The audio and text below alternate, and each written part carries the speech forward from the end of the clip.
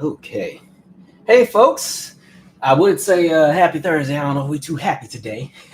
but yeah. So let me get in a few hellos really quick. We'll do some quick announcements and then we'll just jump right into it. All right. Well, actually, let me do my hellos real fast. My bad. Let me switch it around.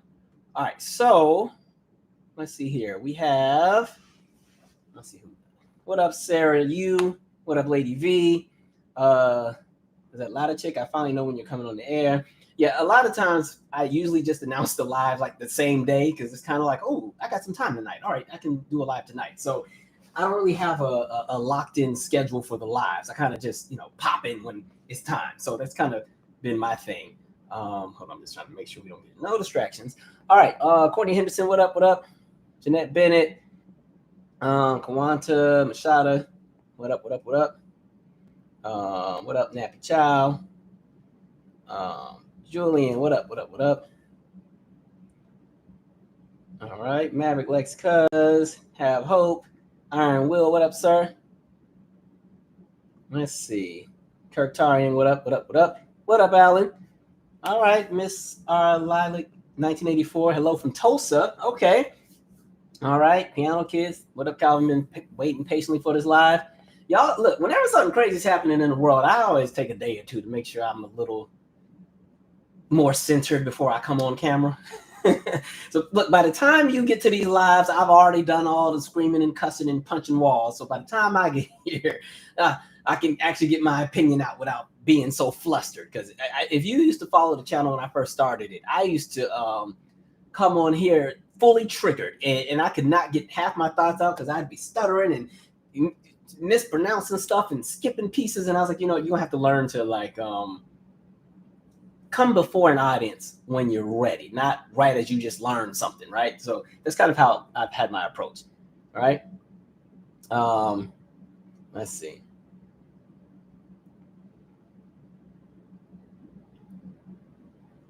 All right, we got to go ahead and start, y'all. I got on a few minutes late, so I don't want to hold y'all all night. All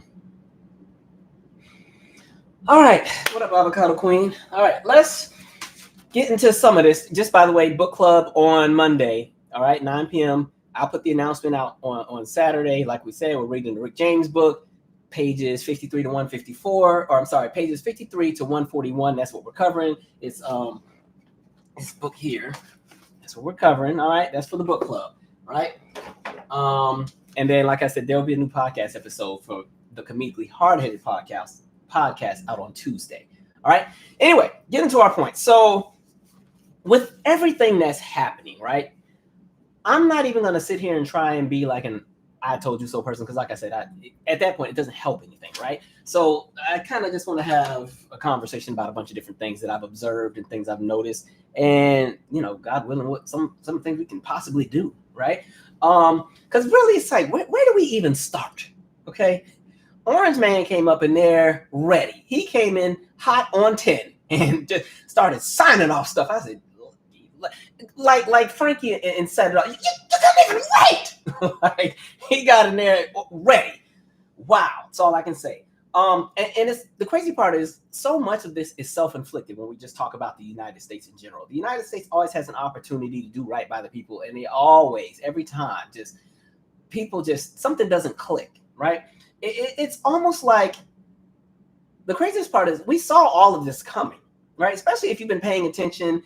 I've been on here, and not just myself, but other content creators who have been saying, hey, listen, this is the S-word show that is en route if folks don't act like they got some sense when it's time for the election, right? Kept saying it. And it's kind of like, like when you watch those horror movies, right?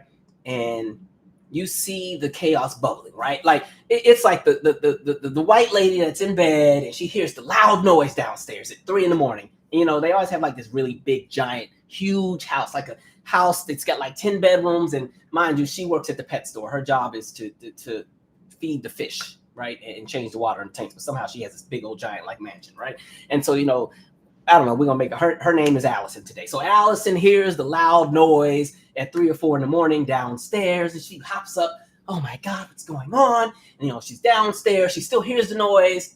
Now she doesn't hear it anymore. She's in the kitchen and she just totally forgot that she thinks she heard somebody in there that might cut her into pieces, but now she's thirsty. So it's like she opens that fridge. And every movie, you know, like they open that fridge, they're just drinking, and then when they close the fridge, the killer's right there. Same thing. And then even in that moment when it's like, okay, time to react, what are you doing here?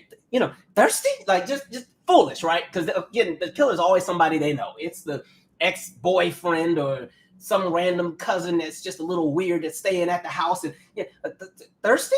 What are you doing here? Well, I don't know. It's 3 a.m. What you think I'm here for? I'm getting ready to slice your throat. Like that's kind of like the approach, right? And so a lot of what we've come into, not even just after this election cycle, but really for decades. And when I say one, I don't like to use the term we, because I'm just saying we in respect to the United States, because we know that once we start talking demographics, people move very, very differently, right? But when it comes to the U.S. as a whole, there's been opportunities to really get this ish right. And every single time, they're like, nope, they let too many other things get in the way.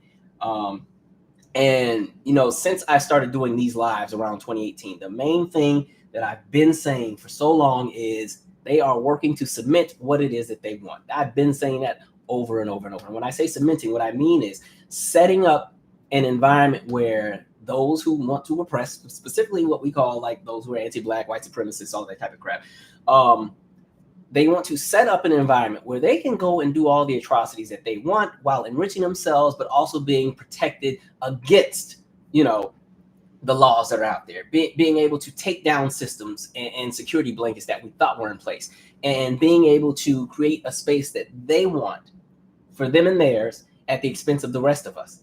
And mind you, it didn't start in 2018. I just started talking about it around 2018 because that's when I started doing lives, right? But that's kind of been an ongoing thing since the establishment of the United States, right? And it kicked into full gear once people that were enslaved were free. As soon as 1865 came and the war was over, and it's been vengeance ever since, right? Which is why anytime there's any element of even bare minimum progress, specifically for Black folks, there's always white rays to come and shut it back down, right? We see what happens at the end of the Civil War. We come into the Reconstruction era. Andrew Johnson says, not so fast. We didn't, nope.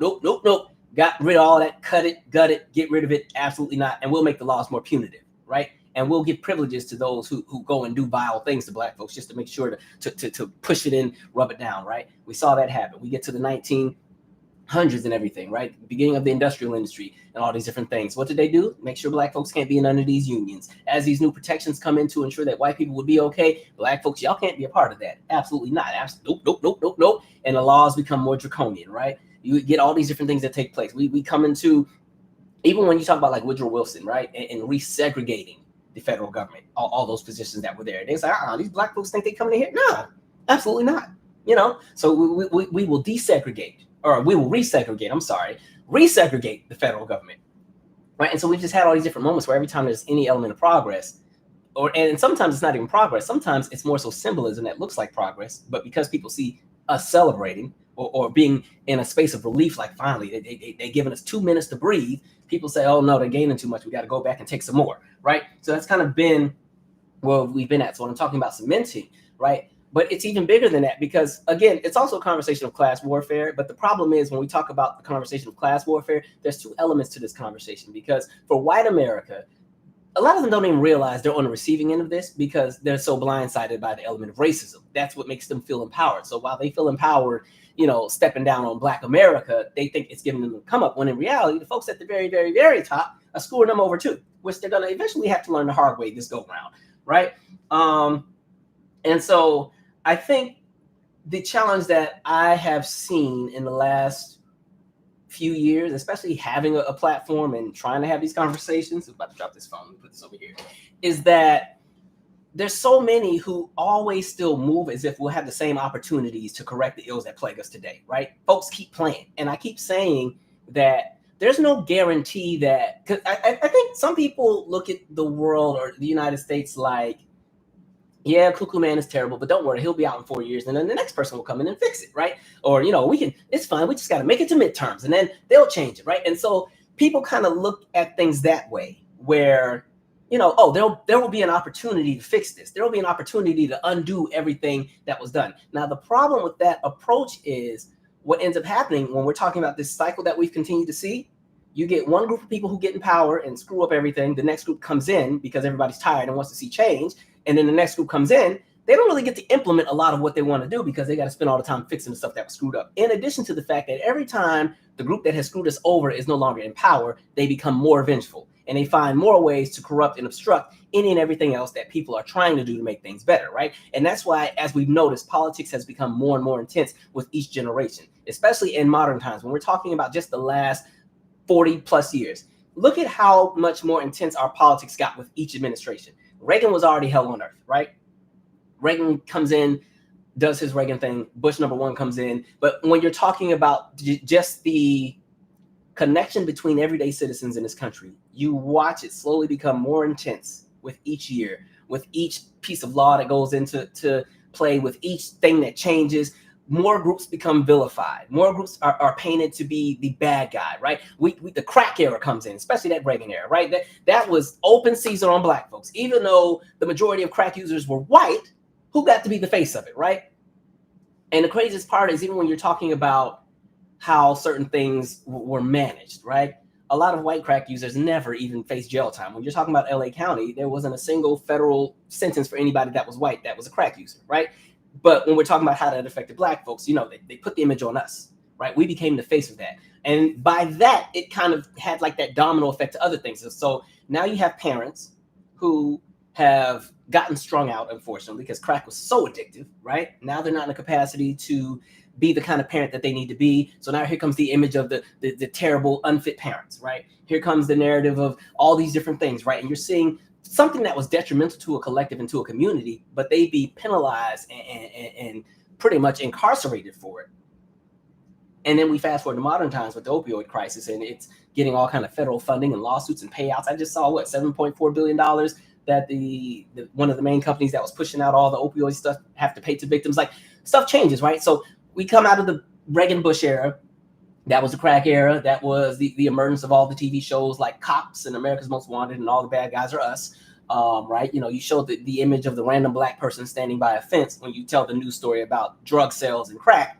Even though somebody's just standing by a fence, just the image alone starts to paint a picture for a lot of people who are not in a black community, and they think that's what black people are like. Oh my gosh, they're all dangerous. This opens up another floodgate where now people want to start. You start seeing them gated communities, right? Everybody got a gate. You better have a code to get in, right? And there's all these different kind of things that take place. And then we come into the Clinton era, right? And crime is still a little chaotic in the United States, and so the idea is, push the idea of being tougher on crime. Democrats aren't tough enough on it. Republicans know how to handle it. So now Democrats are like, well, we got to be tough too, right? And so we vilify black people even more. We vilify all these different things. We come in with all these really, really intense, well, not we, but, hell, I was a little kid. But they come in with all these different, new policies to continue that idea of painting people to just be so this and that. And again, with our politics, you start to see it become more and more tribal. I always think back to the shutdown of '96, where, again, I think that was one of the first times you really saw the pendulum as far as what you would call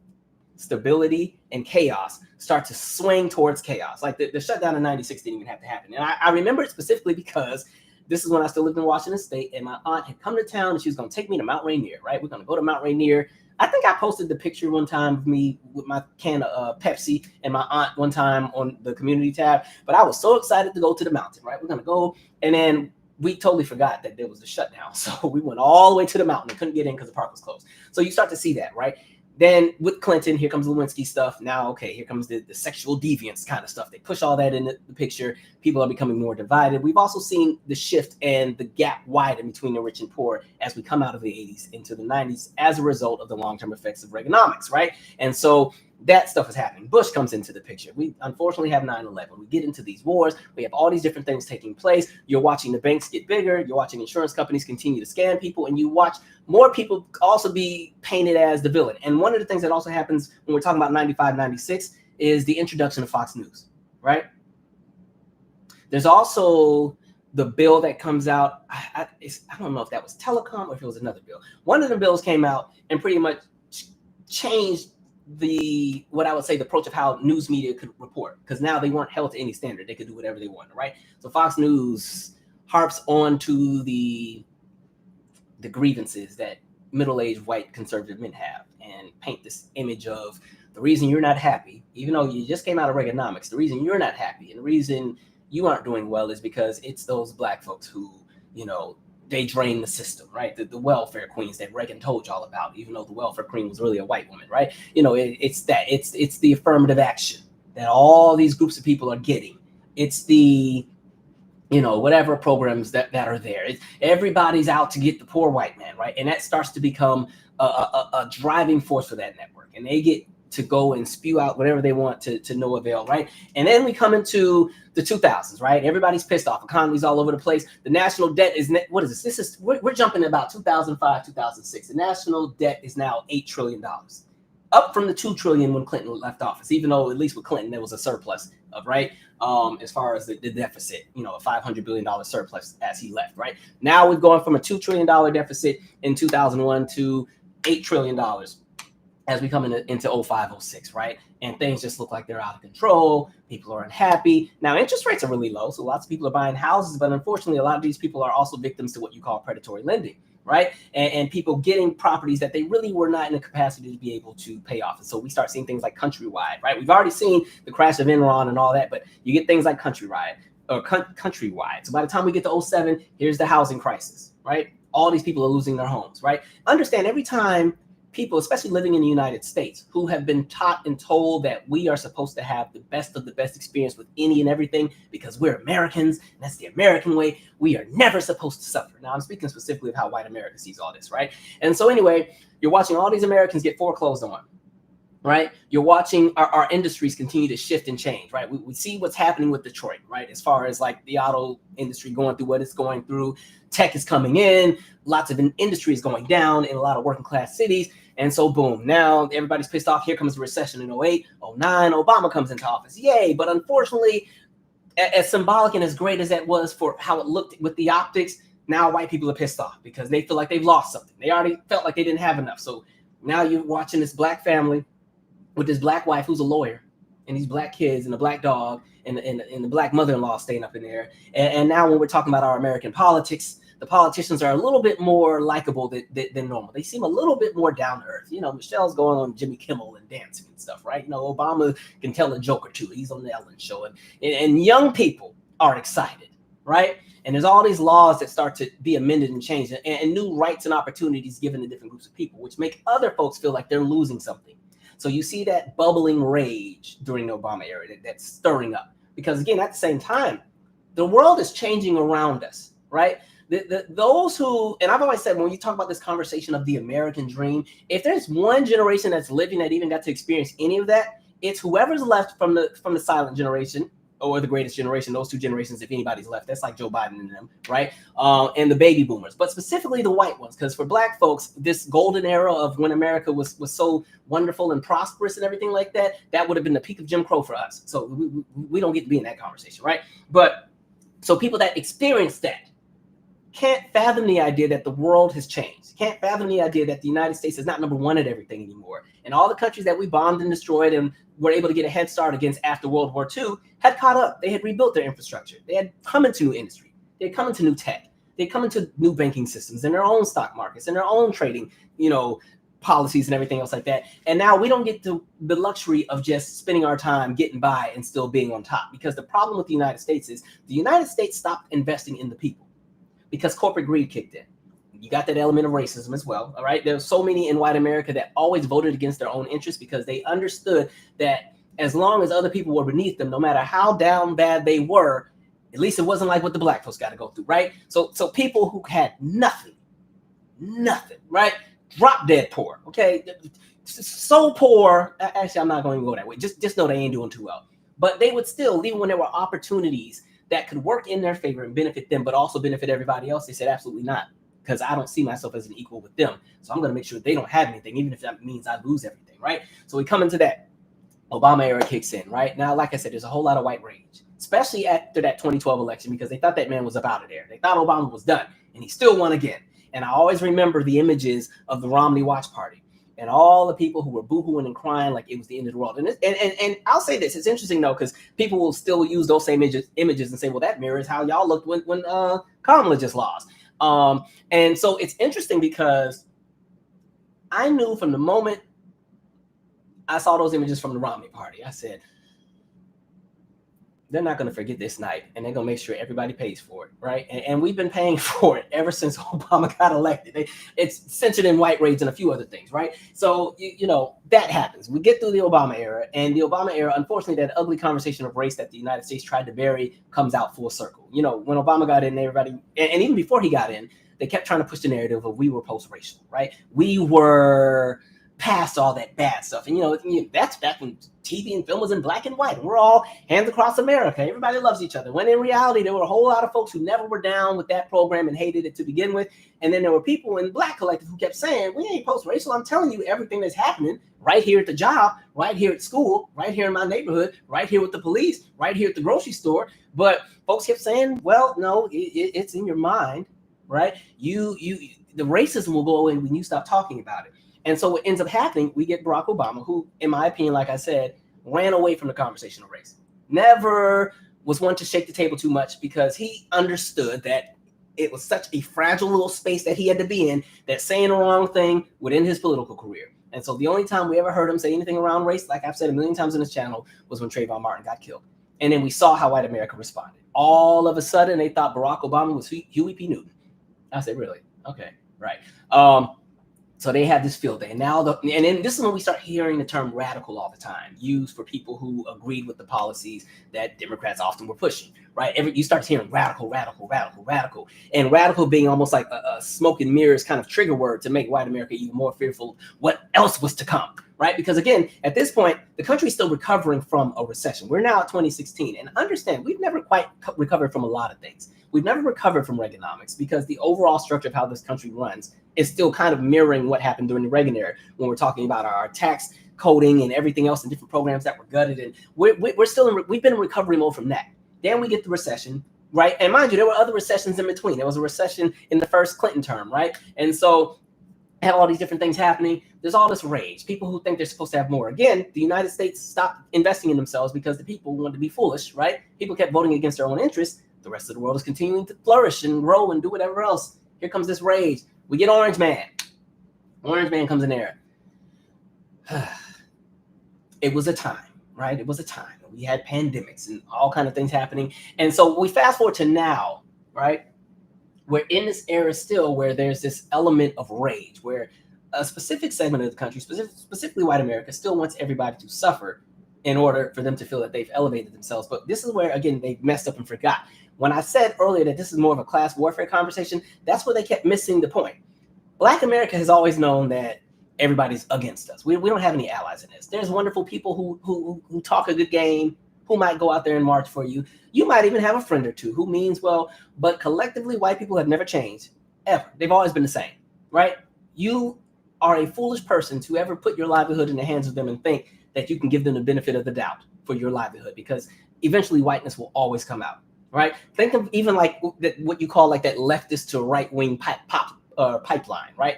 Look at like a Joe Rogan and how he moves now, right? You're always going to see that. But anyway, so now we're in a space where white America, unfortunately, is about to learn that they're on the receiving end of this same nonsense as well. And so going back to what I was saying, people kept moving as if you'd have the same opportunity to keep coming back and trying to get it right. And now in real time, we're watching that some of those protections and things that we thought would always be there probably might not be there in 4 years, if there's a 4 years, right? Who knows if we will even get to have an election with the way that things are going, right? I'm not trying to be a doom and gloom and scare everybody, but I need people to really look at the bigger picture, because I think folks keep living in the now.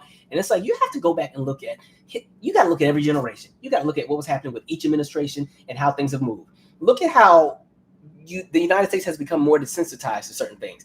The fact that Nixon resigned because he knew he was about to be charged because of everything with Watergate.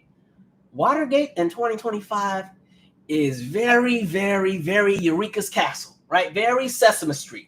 That's not even anything to blink over compared to the nonsense we've seen in the last few years when we talk about corruption within American politics. It's not even close. We just reelected, well, not we, but folks just reelected a convicted felon. That's how much the pendulum has shifted, right? And that's why I always say, especially when it comes to race, nothing's precedent. And so for Black folks, I've been saying for years, we cannot keep giving inches to folks. Like the issue that I've always had, and I said this some lives ago, is that when it comes to like anti-Blackness and what's happening with white supremacy, people kept giving an inch to it. there were so many people who kept being like, oh, it's not that bad, or this, that, and the third, or oh, it's fine, especially if it meant that they could still make $1, right? And so you folks have given so many inches that these people have taken miles and ran a marathon on us and on the country, right? And so it's crazy. And going back to white American needs protections, I saw this post that was going viral, and it kind of made my day, because it's like, here we go, we're starting to see it in real time. And some of you may have seen this post as well. Now, we know with Orange Man, with these executive orders, which I'm gonna get into in a second, one of them was the hiring freeze for the federal government. Now, understand, the federal government is huge. Unfortunately, I think the narrative is people think the federal government is just, a few hundred folks that live in DC that run the country. No, the federal government has 2.3 million employees. And then when you also include the contractors, it's like 5.4 million people, right? Because again, we are a country of now 345 million people. There are so many things that, have federal guidelines and regulations for the betterment and safety of everybody, right? And so it's not something that only a handful of a few hundred people can do. It's something where, again, every state has different things that have to be done and dealt with and then enforced, and so much, right? When we're talking public safety, water, infrastructure, bridges, there's a million different agencies and roles that keep this country going, right? I'm gonna get to why I think they're trying to gut and shut down everything with the federal government. But anyway, this was a post by some man named John.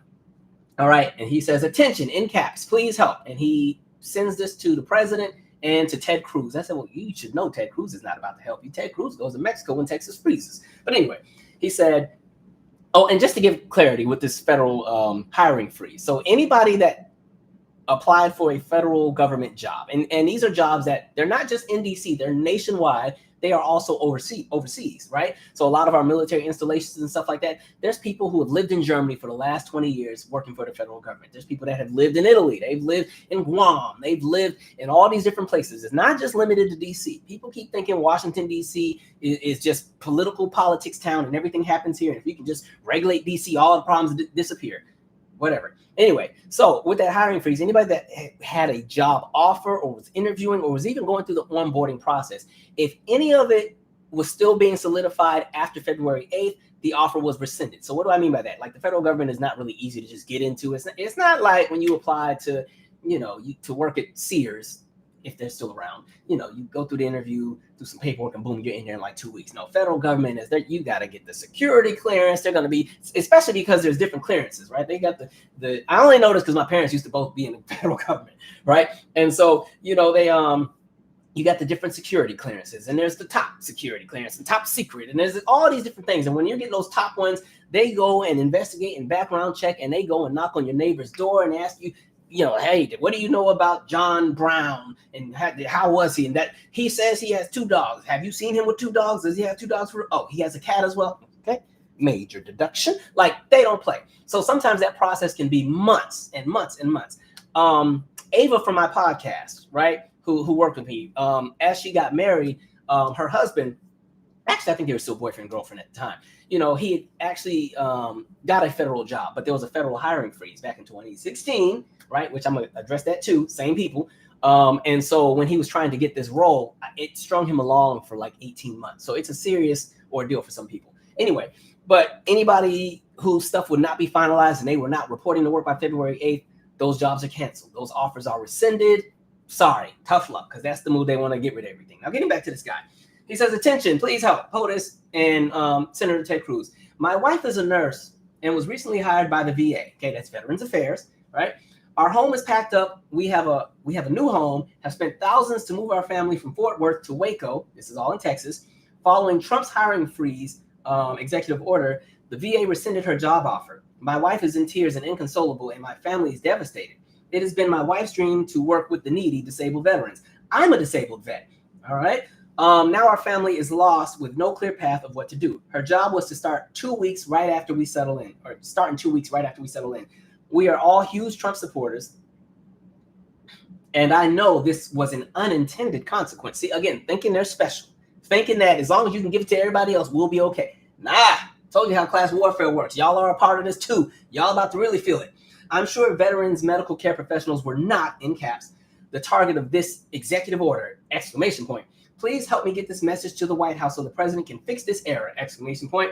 Veterans need not be affected because of an out-of-control government spending everywhere, exclamation point. Please help retweet this so Donald Trump is made aware. I think they also forget, because we're going to get into DEI as well. Understand, veterans fall under that DEI bubble as well. So, boy, it's funny because people really be thinking like, you know, they're fine with shenanigans until it comes to their doorstep. And that's kind of been the challenge in society, in my opinion, for the last few decades. We've shifted. Well, to me, the United States has never been a collective approach with anything. It's always kind of been every person for themselves. But within respective communities, there was a bit more of a collective approach. Like I've always said, the only time white people move together is when it's time to be racist. Other than that, they're divided on everything. And I feel like marginalized groups of people have often moved more so as a collective unit to make sure that their interests were protected. And the perfect example of that would be specifically Black folks. We've always kind of moved in a way where we kind of make sure we don't just let nonsense happen. But as time has progressed, there's more people who have kind of shifted to more of an individualistic approach. And it's kind of like, the hell with everybody else. As long as I got mine, I'm going to be good. And you're starting to see that with so many groups across every demographic. But anyway, get into Orange Man and these executive orders. Like I've been saying, the goal is to privatize so much. The goal right now for him, and everything that we've been saying was happening with Project 2025, even though there were many, including people in my chat, trying to gaslight me and say, Trump doesn't even know what Project 2025 is. That's just fear mongering. That's not a real thing. Y'all got to stop moving in fear. He wouldn't do that. And I'm like, just because he said he didn't know what it is, y'all act like this man doesn't lie every day, right? Anyway, but his goal right now is, one, change the laws so that you can privatize everything. First of all, going back to this idea of cementing, change all of the laws that would currently work against anything that Orange Man and the super rich and the super racist would like to get accomplished, right? Because right now there's lots of protections that are still there, protections working it against some of the things that they would like to do. So go and fight and change all the laws first. Once those laws start getting changed and stuff continues to get stripped away and shifted, now they can implement and put in the things that they want, right? And because they have so much power and wealth and get to control the means of operation for a lot of things, unfortunately, all of us become collateral, whether we want to be a part of the nonsense or not, right? And the crazy part is, it was kind of like you could just look at the optics with inauguration. Now, like I said, I went to New York. I was like, I don't want to be here for this nonsense. But even like looking, you saw who were the people that were prioritized at the whatever he had, right? Wherever they did it at, right? Billionaires all had the front seats. All the rich billionaire tycoons sitting up there in the front. Your actual politicians and political figures had to take a seat behind them. That should tell you everything you need to know. And the thing is, the man ran a campaign on vengeance. Right. And I kept saying the difference between a first Trump term and a second Trump term is the second term would be Trump with no people to kind of check him, because it would only be yes men. Right. All of the people who came out about how terrible he was, 43 members of his previous cabinet saying, please don't put him back in here. It's a disaster. They just knew he would never get back in, so they could come out and expose everything. This was all the book deals and this and that. And, all the publications kept telling you, don't put this man back in here. The economy will crash. It's going to be a disaster, so on and so forth. So be it. Y'all folks put him back in there, right? So now he's in there. There is nobody who can check him, right? Maybe Elon, but like I said, the two of them are about to fall out anyway. Give it a few more months. Their time is almost up, right? And so he has nobody to check him. He can do whatever he wants. Congress, to me, is real flaky and wishy-washy. And a lot of the people on the GOP side will allow this to happen because their pockets can also get lined as well. And you're also going to have some Democrats who are real scary and flaky. And I don't know. I don't see it being a whole lot. But the thing is, he told you exactly what he was going to do, and now he's doing it. He told you everything he was going to do. Every single time. He told everybody exactly what he was going to do, and folks still played around. The signs were there. Folks thought it was a game. And that's why I always say, you also got to be careful with who it is you get behind, right? Now, y'all know I don't like calling people out, but y'all know I've been kind of whacking Boyce Watkins a few times. Can I just give a prime example of what I mean when I say you got to watch who you get behind, right? Let's go to Boyce, because Boyce, and the only reason I'm going after him is because he claims to be like this self-appointed Black leader, and we should follow him for our own economic prosperity, right? And so I just made sure to make note of some of the things that he had been saying during this election season, right? And okay, so here we go. This was in August. All my Black friends who keep telling me to vote for Kamala can't give me any reason other than Project 2025. Sorry, I'm a man. Fear of things that have not yet happened is not an adequate source of persuasion. Boyce, the things are happening now, right? And I think one of the other things that I've kind of found interesting, and this is not even just Boyce, there's a lot of people, especially, unfortunately, in our collective who love to do this whole I'm above it kind of thing, where they will paint themselves to almost be like they won't be affected by the things that affect Black people collectively. The idea of saying I'm a man, I fear of things that have not happened don't persuade me. That's some nonsense to me. And that's also one of the reasons why when we even have these conversations of what masculinity falls under, okay, that approach that he's moving is one of the things that I always say is really dangerous for a Black collective, because that is somebody who's thinking of themselves. Once you start hearing too many I's and me's and I, me, it ain't about you and us anymore. It's about them, right? So that's one thing, right? Fear of things that have not yet happened is not an adequate source of persuasion. A response to that is all you have to do is look at the patterns of what we've seen in the last 30 years. I said this, I think I said this on the first live I did after the election, or even before the election. And I said, even if you've just been following this channel since 2018, that's long enough to see the conversation of cause and effect and how people have moved. And not just at the federal level, but at the state level and what we've seen in local law, right? That was just one tweet. Here's another one. Let's see. And this one was interesting to me too. I reviewed the key features of Project 2025. Basically, if you're conservative, you'll like some of it. If you're liberal, you'll hate it. He's messing up right here because he's totally ignoring the conversation of race. It would take a lot for it to be implemented. They had 4 years to get it done before, and they weren't able to. It's hardly an election issue for me. Remember that me again? I told y'all how folks be moving. Notice he said nothing about black, white, anything, right? He turned this into a conservative, liberal conversation. We know that when we're talking demographics, things shift when we bring race into the conversation. And so, again, this idea of painting things to not be as bad, giving an inch to nonsense, again, because also he's somebody who is always going to double down, right? He's never going to admit that, okay, I effed up, because look at when he was connected with the guy with the Tulsa fund that scammed and stole all them people's money. And then he pretended he had nothing to do with it, didn't even know the person. Well, I mean, I knew him in passing, but I didn't know him like that. As if he wasn't on his platform encouraging people, put your money into the Tulsa fund. Now we fast forward. Well, I didn't know a whole lot about it, but okay. Here's another one. I was warned that Project 2025 was going to steal my democracy. Again. However, Project 2020 was horrible. Much of democracy was stolen during the pandemic. So now we're going to utilize the idea of a public health crisis to try to somehow equate that to all the nonsense that we talked about in that 937-page document of Project 2025, right? Here's another one. I bet anyone $200 that if Trump is elected, they won't even accomplish even half the items on that silly Project 2025 list. Right now, we just watched Orange Man do what, about 75, 80 executive orders on day one? Y'all keep playing. Another one that's interesting. Where's this one? Project 2025 has nothing on Project 1994.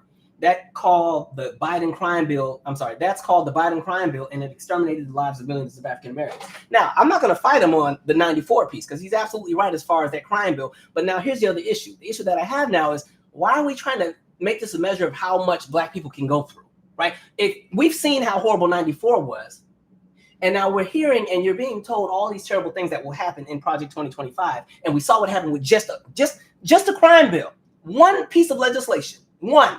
Right? The crime bill of 94, and we saw how detrimental that was for black folks. Now we have this entire document that's 937 pages. You want to somehow put this on a seesaw like they're equatable, and then somehow paint the picture as if you want to push the threshold of how much more can black people take, right? That's the movement of somebody who's all about enriching themselves, right? Enriching themselves at the expense of everybody else, right? Nonsense to me, right? Again, enriching yourself while collecting on the oppression of your own collective. So there's nothing collective about that, man. I'm sorry. I don't like always calling people out, but I really... Every time I see him, somebody would tweet him on my timeline. I'm like, okay, right? Can't do it. That's why I keep saying, people keep giving an inch to nonsense. And so now that we're here and you're watching these different things take place, now some of these very people like him and others are trying to still act like they got the upper hand in all this. And they'll tell you that was the part I forgot, y'all, my favorite part. Because, Trump just came out with Trump said he don't know nothing about it, but there's the Trump coin, right? Because all the cryptocurrencies are a thing. Now, I will say for folks, I'm not the biggest advocate for crypto anything, mainly because it's not protected by like the FDIC or anything like that. So invest in what you want to invest in, but be careful at the same time. I'll say that. But his tweet, hey, did you buy the Trump coin? And then he sends like the nice image of the Trump coin as it's climbing up the ranks. Now, Trump coin will eventually crash because anything he has not really been sustainable. Right? So give it a minute, but y'all go ahead and put your life savings in that if you want to. Good luck. But my thing, again, when you're going out of your way to kind of test what it is that black people collectively can be able to go through, that's when you really need to put your guard up about who it is that you're following. If it's always about them and their ego, because again, this is the same man that spent more time chasing Lizzo about her being overweight than actually handling things that actually mattered, as if he was built like one of them Ethiopians in the Olympics that be doing the long distance, because they got the most lean, in shape, toned bodies, and they just be running, and they be running for like 30 miles perfectly. I don't know how the hell they do it, right? Acting like you got one of their builds, as if y'all didn't look exactly the same. Like, be for real, right? Anyway, what else was I going to say? So now all that crap is in effect, right? And I want to kind of just go over some of the things that are in these executive orders that have been put out. Because the other thing is, I've seen some conversations where people like, because I get it, right? It's great to kind of watch those who voted for this suffer, but at the same time, we're still collateral to it. And I think there's a lot of people who are taking the collateral aspect out of the conversation and pretending that we're moving as if this is not affecting us. It is. Y'all gonna have to be for real. This stuff is at our doorstep. So some of the pieces that were in the executive order, I'm not going through all of them, but we'll go through some of these. So some of these were the things that were kind of like gutted or kind of like, just pretty much strike it out, right? Executive Order 13, I'm not going to say the numbers, I don't got time. Advancing racial equity and support for underserved communities through the federal government. So that's gutted. Now, that was something Joe Biden put in office, all right? That's gutted, that's gone. Ensuring a lawful and accurate enumeration and appointment pursuant to the decennial census. Now, remember when it was Census 2020? And I kept telling everybody that the reason it's important that everybody does the census is mainly because it goes into where tax monies or tax dollars are going to be allocated. When we're talking about funding schools, when you're talking about hospitals and different districts and everything that happens with infrastructure, like it's so many things that tie into census. Remember when 2020, Trump's team just kind of cut the census early, and so we don't really have accurate information about the 2010 to 2020 demographic. I'm sorry, the 2020 to what's expected in 2030 demographic, right? Census, we didn't get a real full census. They didn't do the full thing. They gutted it and cut it. So that there's that, right? Another executive order, organizing and mobilizing the United States to provide a unified and effective response to combat COVID-19 and to provide the United States leadership on global health and security, right? People might not think that's a big ordeal, but COVID has never really quite gone anywhere. Let's, God forbid, say it flares up again and gets back to the levels that it was at in 2020. A lot of the protections and resources that were once there, all of that has been gutted. Don't worry about it. Don't worry about free access to for those who are taking the vaccine, all that. Don't worry about it, right? Done. Let me see here. Preventing and combating discrimination on the basis of gender identity or sexual orientation. Yeah, you saw that one coming. That wasn't even going to be anything to jump into. Ethics commitments by executive. Oh, this is a good one. Ethics commitments by executive branch personnel. This is pretty much giving anybody in an executive branch. It was making sure that people were meeting the ethics, making sure that decisions that they made were for the betterment of society, the betterment of Americans. Gutted, right? Protecting public health and the environment and restoring science to tackle the climate crisis. Gutted. Don't worry about it, right? Now we're seeing we're watching LA burn and we're watching the people in New Orleans make snowmen as the climate continues to change, right? Don't worry about it. Right. Another one, ensuring an equitable pandemic response and recovery. Right. This kind of goes into giving resources to businesses and everybody else and everything who was struggling with regards to what happened when the pandemic came and kicked our economy down the curve. Right. Don't worry about it. It's gone. Don't worry about it. Establishing the COVID-19 pandemic testing board and ensuring a sustainable public health workforce for COVID-19 and other biological threats. Emphasis on other biological threats, meaning that there are other things that could still come down the pipeline, kind of like bird flu that's out right now. Fortunately, there's not really a human-to-human contact thing going on, but it is a little scary that he also decided that, the NIH, which is the National Institutes of Health, the CDC, they are not to release any external communications to the public until February. Meaning that, let's just say, there is some human-to-human transmission with bird flu, which also has a 35% mortality rate. If it was happening, none of us would know about it. And that kind of goes back to the conversation of privatizing things and not messing up profits. I'll come back to that later. Let's see. Improving and expanding access to care and treatments for COVID-19. Understand all that Paxlovid and all that stuff that people have been given when they get sick with COVID-19. A lot of that was being covered by different programs. Don't worry about it. That is also cut. All right, here's another one. Protecting worker health and safety. That has been gutted, right? Remember all the smoke we gave the state of Texas when Abbott ruled that, people that were working outside in those construction sites didn't have to have water breaks in Texas heat? right? Now that was at a state level. Now here we are on the federal level, right? So that conversation of safety, right? Like people think this is a game, right? And again, a lot of this goes to what I've been saying about changing the laws and privatizing. This is about to make a lot of people very, very wealthy for those that are in that pocket and in that cohort. Not us, but the folks that, who we're talking about. Supporting and reopening continuing operation of schools and early childhood education providers, right? That's gutted. Economic relief related to COVID-19 pandemic, that's gutted. White House initiative. Oh, and actually there's 3 of these. All right. White House initiative on advancing educational equity, excellence, and economic opportunity for Hispanics. That's gone. White House initiative on advancing educational equity, excellence, and economic opportunity for Black Americans. That's gone, right? White House initiative on advancing educational equity, excellence, and economic opportunity for Native Americans and strengthening tribal colleges and universities. That's gone, right? Implementation of the Infrastructure Investment Jobs Act. That is the Build Back Better bill. That is all these bridges that they've been trying to fix and the roads that they were repaving. And this even goes back to everyone who keeps talking about Flint and the water crisis. One of the things I told you about was one of the main things Kamala had pushed was getting and fixing all these pipes. And then one of the things that the Biden administration had signed into law a few months back was they gave every major metropolitan city a handful, I think of like maybe 2 more years left to complete replacing all these pipes, right?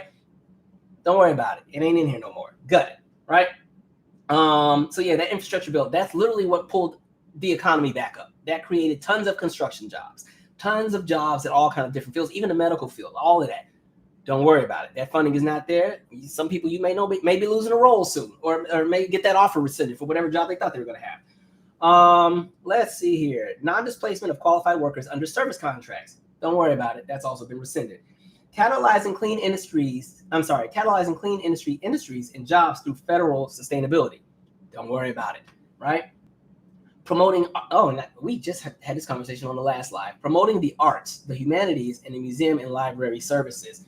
Don't worry about it. It's cut. Elon and them just want to focus on STEM all day and tech all day. Don't worry about funding these different programs, right? So when we're talking about libraries that have all these free resources for people to utilize, right? When museums have all these different programs and stuff you can utilize, like even the African-American Museum of History and Culture, right? They have a segment where you can go and really do the whole thing with tracing your lineage and do all that kind of stuff. Stuff like that comes from like federal funds, but don't worry about it. Lowering prescription drug costs for Americans, right? That had just passed not too long ago, right? That was the $35 insulin. That also was a few other different drugs that we saw a few months ago that they got the mark down so that it could be more affordable. Don't worry about it, right? We got to make the rich people even richer. The hell with everybody else who's sick. Establishing the President's Advisory Council on African diaspora engagement in the United States. All right. Those who come from across the water from the motherland. Unfortunately, there was some of y'all in that collective who thought that you could align with white nationalists and you would get in the door too. They're letting you know that you are not a part of their club, right? They're putting you in the black box. I just want y'all to know. Furthering advancing racial equity and support for underserved communities through the federal government. That's cut. Don't worry about it. Withdrawal of certain areas off the United States Arctic coast of the outer continental shelf from oil or gas leasing. Making sure we don't destroy the freaking oceans some more so we can get cheaper gas prices because we're already drilling enough oil anyway in the United States, right? Technically, our oil is pretty much coming from us at this point. We're not even heavily dependent on the Middle East in the same way that we once were. So again, protecting the Arctic and all that. Don't worry about it. It's fine. Don't matter, right? Let's see here. Modernizing regulatory review, revitalizing our nation's commitment to environmental justice for all, which is a huge conversation when we're talking about I wish I knew which in the news episode I did this on, but again, just talking about how even when we talk about zoning laws and what happened with infrastructure and how certain neighborhoods were targeted for regulations to not be as strict or enforceable because corporations needed to make their money. And so you have neighborhoods, usually neighborhoods that are in red zones when we're talking about redlining, in the red and yellow zones. And those are the neighborhoods that got all the toxins from the factories. Those are the neighborhoods where they can dump everything into the water. Those are the neighborhoods that didn't have enough green space. Those are the neighborhoods that didn't get enough trees, right? And so again, you wonder why asthma is so high in a lot of inner cities. Well, when you're talking about places where the kids have There's no trees to purify the air. There's no grass. There's no green space. They're living in a space where it's hot metal, asphalt, and glass, right? One of the reasons why also it's hotter in the city than it is once you get out of like the downtown areas, right? Because all those tall buildings and the glass and the way that things were set up with zoning, they didn't think about how having heat just sit there and kind of be trapped by the edifices that we create will lead to different problems. Don't worry about it. It's gutted anyway, right? So those are just some of them. I'm not going to read them all, but I need people to understand, hey, this is where we're at. And so I really hope for many who were really on some unique approaches politically during this campaign season and election season and felt that it wouldn't be too bad and people needed to teach the Democrats a lesson. Okay, well, we're in it now. So tell us what the plan is, right? And so it goes further than that, though, right? So what else do we have going? So we already said, FDA as well. Don't worry about any recall. FDA can't release any kind of external communications either until February. So if there is something that needs to be recalled, we won't know about it, right? So good luck. I'd be a little careful buying bag salad because that's normally what has a salmonella in it, right? So be careful. But yeah, again, nothing is going to get in the way of profits for these folks, which is why all these federal agencies are really being chopped down, right? And it's like all of this was centered in the fact that people were saying that they couldn't afford the price of eggs, right? Now, the price of eggs right now on average is $4.15. Let's remember that because I'm going to bring up the price of eggs on every live from now on. $4.15 in 2025, right? Now, that was up about $1.50 compared to 2023, but $4.15 for 12 eggs, right? Anyway, also, while we're at it, as of right now, the unemployment rate is 4.1%. Let me see, cost per gallon is $3.12. Inflation is at 2.9%. And for those who have money in the stock market, the Dow as of the 20th was at 43,487.83. Remember those figures. We'll just kind of follow it along for the next 4 years and see how things go. I'm going to pause because I've been talking a lot. And then I'll go to the next segment. By the way, I ain't arguing with y'all in here. I said what I said, and it is what it is, right? Everybody, good luck. All right. I'm not going to get through everything. Let's see. Somebody said Boyce Watkins is a true disgrace.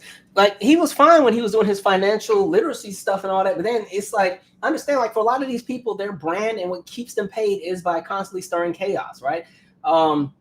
There's another, what is that guy's name? I ended up on a panel with him because the people didn't really tell me who I was going to be on a panel with, and then I had to hear the nonsense he was saying. I was like, are you effing serious? This is why I kept saying on the last live for these Black creators or these people who claim to be the voices of Black anything. I always say if the majority of the audience is white, they are not for us, right? He's one of them, right? But yeah, for a lot of these folks, this is their brand. The chaos has to keep going, right? They have to keep having that talking point in order to stay viable. So they're never going to say I messed up because that goes against their brand. When you build a brand, it's painting yourself to be the all-knowing of everything and just trust me, I got it from here, even though you keep leading people into nonsense and they get burned and you act like you had nothing to do with it and jump to the next grift, right?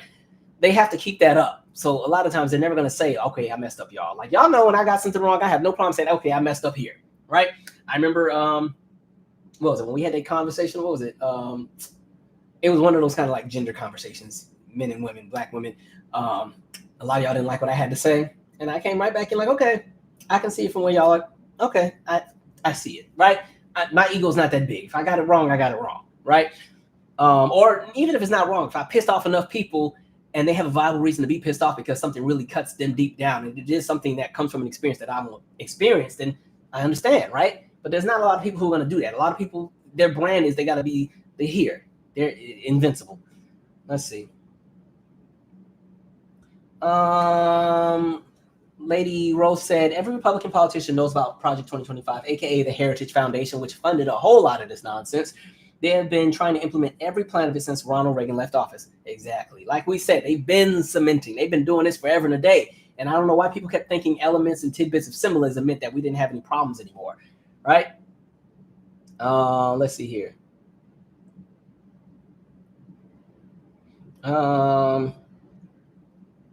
Let's see here. Yeah, somebody said it's Trump's University. What up, Tarian Reloaded? Make sure y'all listen. I gotta shout him out because he don't play no games on his channel, right? I appreciate that he is 10 toes down on every video. He be on his itch, right? And he's a lot more consistent than I am. So y'all definitely support his channel. Anyway, let me see here. Somebody said these entertainers we have, stop supporting them with their foolishness. Oh, I'm gonna get to them too. Don't worry. Somebody said, but I'm tired of the country being divided, Calvin. Retired British Secret Service and Maryland State Police, Glenn. Well, let me explain something. The country's always been divided and it will never be united because you have too many different groups of people who come from various backgrounds, who have different beliefs, who have to share the same space and share the same resources. And because everybody does not think as a collective and it's every person for themselves sometimes, there's always going to be a division. And the false pretense of there being an element where the United States was ever together has really found its way in the media, and they've used that as a political talking point all the time, especially when they want to make sure that people who often have policy that would benefit Black folks or other marginalized groups of people, they usually paint it on and put it on them, right? So one of the things you always hear is like they all say Barack Obama was the most divisive president ever when it came to race. And like I said, he never talked race. That was one of my criticisms of him. He used to make me so mad when he would skate. I'm like, damn, man, just say what we're all trying to say, man. Like, he used to make me so mad with that. But yeah, he never talked race. He, like, Michele would say her bit here and there, but you know, Michelle she's not a politician. She ain't got to do nothing, right? She's doing her own thing. But like, they painted that idea of he was the most divisive president. I was like, no, the divisiveness was white people were mad. White people saw Black people in a space they felt they should be, that they, as far as white, should be in, and that they didn't deserve. That's the divisiveness. And they were going to do everything in their power to make sure that it would never happen again. And so then we get Congress. You get that meeting after the 2009 inauguration with Gingrich and McConnell and all them. And their primary goal was to stop any and everything that man had on paper. Make sure we stop and block everything, right? So the only piece of legislation that really got in that made any kind of difference, Affordable Care Act. By the time we get to 2010, midterms, people didn't come out. Here comes the Tea Party. Republicans get it. Senators lose their seats. House representatives lose their seats. And then it's an S-word show until he's out of office, right? And so, you know, most of the stuff that he was able to get done came through executive order, not through acts of Congress, right? We had sequesters. We had shutdowns. It was some nonsense. And as people were suffering, they would keep painting it and saying, well, it's because he's divisive. Even though he kept trying to reach across the aisle. He kept trying to be everybody's friend. And that's why I keep telling y'all, specifically Black folks, we can't be friends with everybody. We can be cordial, but your livelihood should not be in the hands of anybody else, because at this point, people have showed us exactly how they move, where they stand. Even the people that you think have the best of intentions, at some point, whiteness comes out. At some point, it's going to find its way out, right? It's even like with white liberals that are always, you know, because they love to do the performative stuff and act like they understand it. Like, think about like the day after the election, if you had to go to work, right? And those white liberals that were coming to give you a hug, like, oh, are you okay? And I'm looking like, some of y'all are the same people that you're scared to even call out your family at the Thanksgiving table. I've never heard of no politics at the Thanksgiving table. That's not a Black people thing. The Thanksgiving table in a Black family house, everything is on the table. We're going to play some spades. We're going to play some dominoes. You're going to talk about why this person needs to stop doing whatever and why are you still with this husband? You should have been left him. Everything is on the table, right? Because we're not afraid to make sure that everybody in our collective is good. So we're going to call you out on some BS if you're on it. We're going to have these conversations that people don't like. We all got that cousin that's from a different religion and vice versa. And you get the religious arguments at the table. Like, that's family. That's how you move. Y'all don't do that. Y'all, we won't talk politics. So y'all in there sitting, eating in silence or whatever. And you got a whole uncle that is behind some crazy policy that they endorse that would screw over half of your friends. And you ain't saying nothing because you want to be comfortable while y'all eat casserole. Okay. Anyway. Somebody said Kamala Harris 2028. Respectfully, she doesn't need to run in 2028. And I say that because America showed us. You're not getting a woman in there. And anybody that even has any shade of anything is probably not getting in there. Unfortunately, Democrats probably need to push a white man again to get back in the door. I feel like somebody else who's not white could run as VP, but I'm just telling you, the United States is not, they're not in a space. Unfortunately, we're not large enough.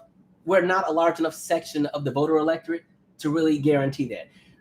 I said this before with Barack Obama, what worked in his favor was at least he was a man. I think people need to understand the United States is still very racist and still very misogynistic and sexist, right? It's not happening. I'm not trying to sound like a jerk. I'm not trying to sound like I endorse that idea, but you got to face the reality of what we live in, right? It doesn't sound nice. It stings, but it's the reality. Even with Barack Obama, white America didn't vote him in. I've said this a million times. In the 2008 election, they voted against him. He only got 45% of the white vote. In 2012, he only got 39% of the white vote. Now, when we get to that women conversation, Hillary, when she ran, only got 37% of the white vote. They are not putting Kamala in. Sorry. I was rooting for her to get in there because I knew I would rather take that than the nonsense that we're about to deal with now. It made more sense to me. Some of y'all didn't agree. Some of y'all fought me in the chat and was like, no, she ain't it. And y'all, we did that seesaw. And for some of y'all, everything that we're talking about tonight somehow carried the same weight as whatever offenses or beef y'all have with Kamala. So there's that. Kamala, if she is, I don't think she would run again anyway, but I think one of the things in politics too also is knowing when to repurpose what your role is, right? So a lot of times, you know, you run, maybe you don't win a few times, you find a new purpose in politics. I'm not saying that Kamala needs to go away, but she can find, I just don't see the United States putting her in. Sorry, that's where we're at, right? Let's see. Somebody said my heart goes out to anybody who lost their federal jobs due to Tangerine Man. It is effed up. It is. Ooh, I'm gonna come to it in a second. I feel like DC Metro's black middle class might be shifting as far as how things go if they keep doing what it is that they're doing as far as like gutting the federal government and trying to take all these agencies, right? That's how I see it. Let's see. Somebody said they'll never take climate change seriously until a natural disaster starts, until a natural disaster and start blaming politicians, right? There's a segment of the people who are in power who they don't care. They only got 20 years left on the planet anyway, or 10. They're about to get ready to go on to glory. So they're not worried about what's going to happen in 50 years for the rest of us who will still be here or anything like that. They don't care, right? You can watch people literally throw their own families under the bus. Remember when the pandemic first happened? This is when we still didn't even know anything. We didn't even know if it was respiratory or if it was a surface level touching bacteria kind of thing. And the country was shut down.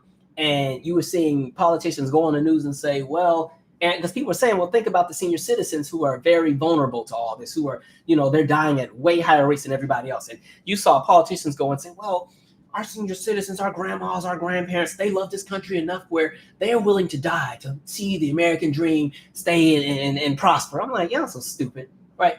Again, now, you know what demographics said that, because black people, we love our grandmas.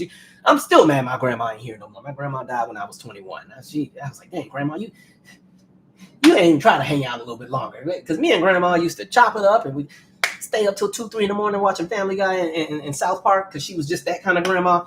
Black people, we love our grandparents. So I don't know what they were talking about. Anyway. All right, I'm going to do like 2 more comments, then I got to keep going because we got so much more to cover.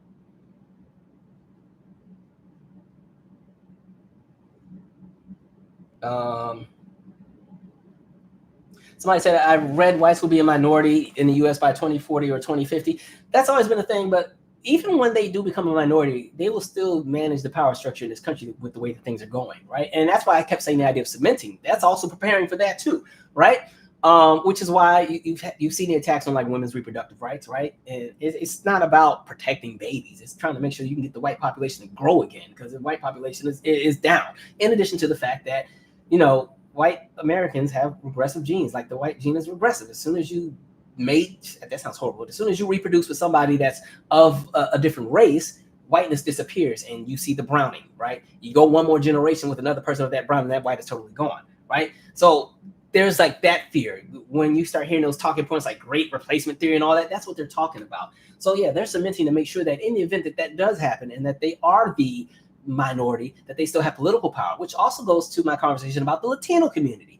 One of the things that they're also looking at is they know that there's a lot of people in the Latino community that check the white box. So even when, if you want to say kind of like the Anglo-Saxon white Americans become the minority, if they have enough people in the Hispanic and Latino community that still check the white box and still align with the political points and the white nationalist points of white Americans, then even though they are technically a minority as far as ethnicity, politically, they will still have power, right? So there's that. Let me see here. The rules they're making up now are just straight goofy. Yeah, they out here just doing anything, right? Let's see. All right, I'm gonna do 2 more and then we got to keep going.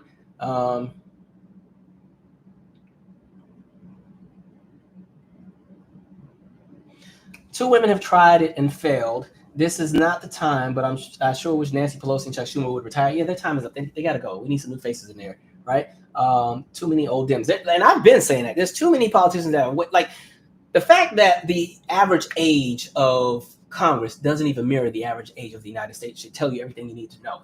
And my thing is, and I'm not an ageist, you know, I love and support our older folks, but my thing is, as far as politics, if you won't even be around to see the end result of your policy, my thing is you shouldn't be the front runner for all these campaigns. Like, why are you running for office in your 70s?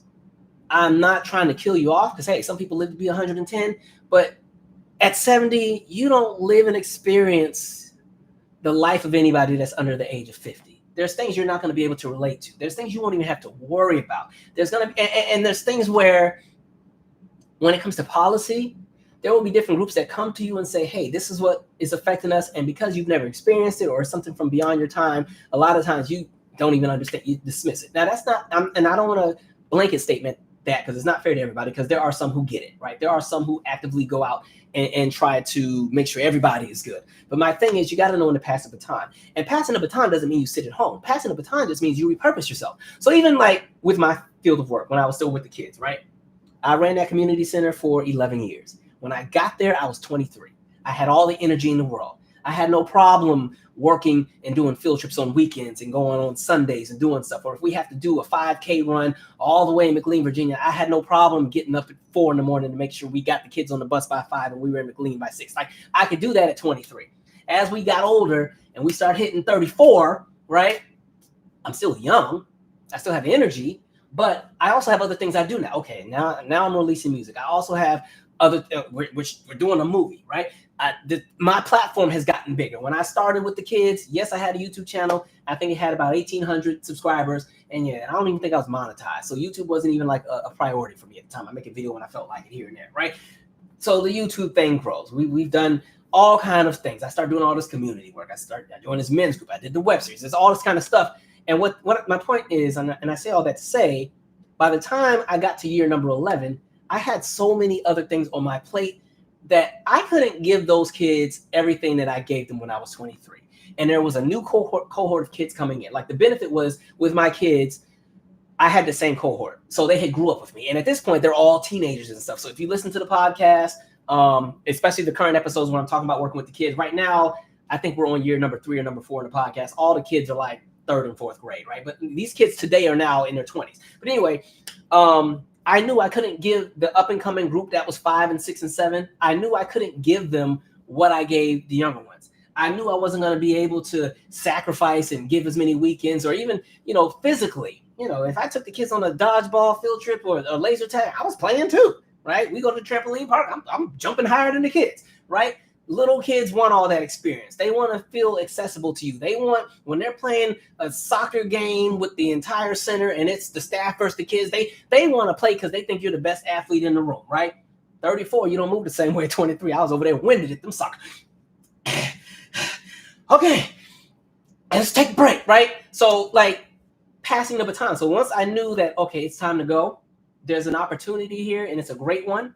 And as much as I love what I want to do, in order to be fair to these kids and give them, or this new group, to give them exactly what I just gave the others, I got to be willing to pass the baton to somebody else. So now there's a new director who is like 24, 25, who can do the things that I was able to do. And it's not saying I can't do it, but I've just gotten older. I'm in a different headspace. So now, like, at this big age of mine, right? Like we said, we're doing the music, we're doing different movies. Now I'm doing a documentary. There's all these different things I'm doing. I can balance it all, and I don't have to worry about cutting short the services to the kids because I'm trying to take care of my different things. That's what that's about, right? Passing the baton.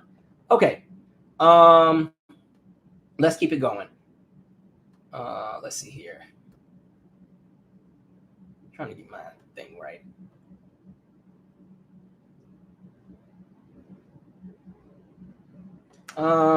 Somebody said, we're still on how she looked in her race, and how the F do you say she couldn't do anything when she was sitting deep? Please stop the guy.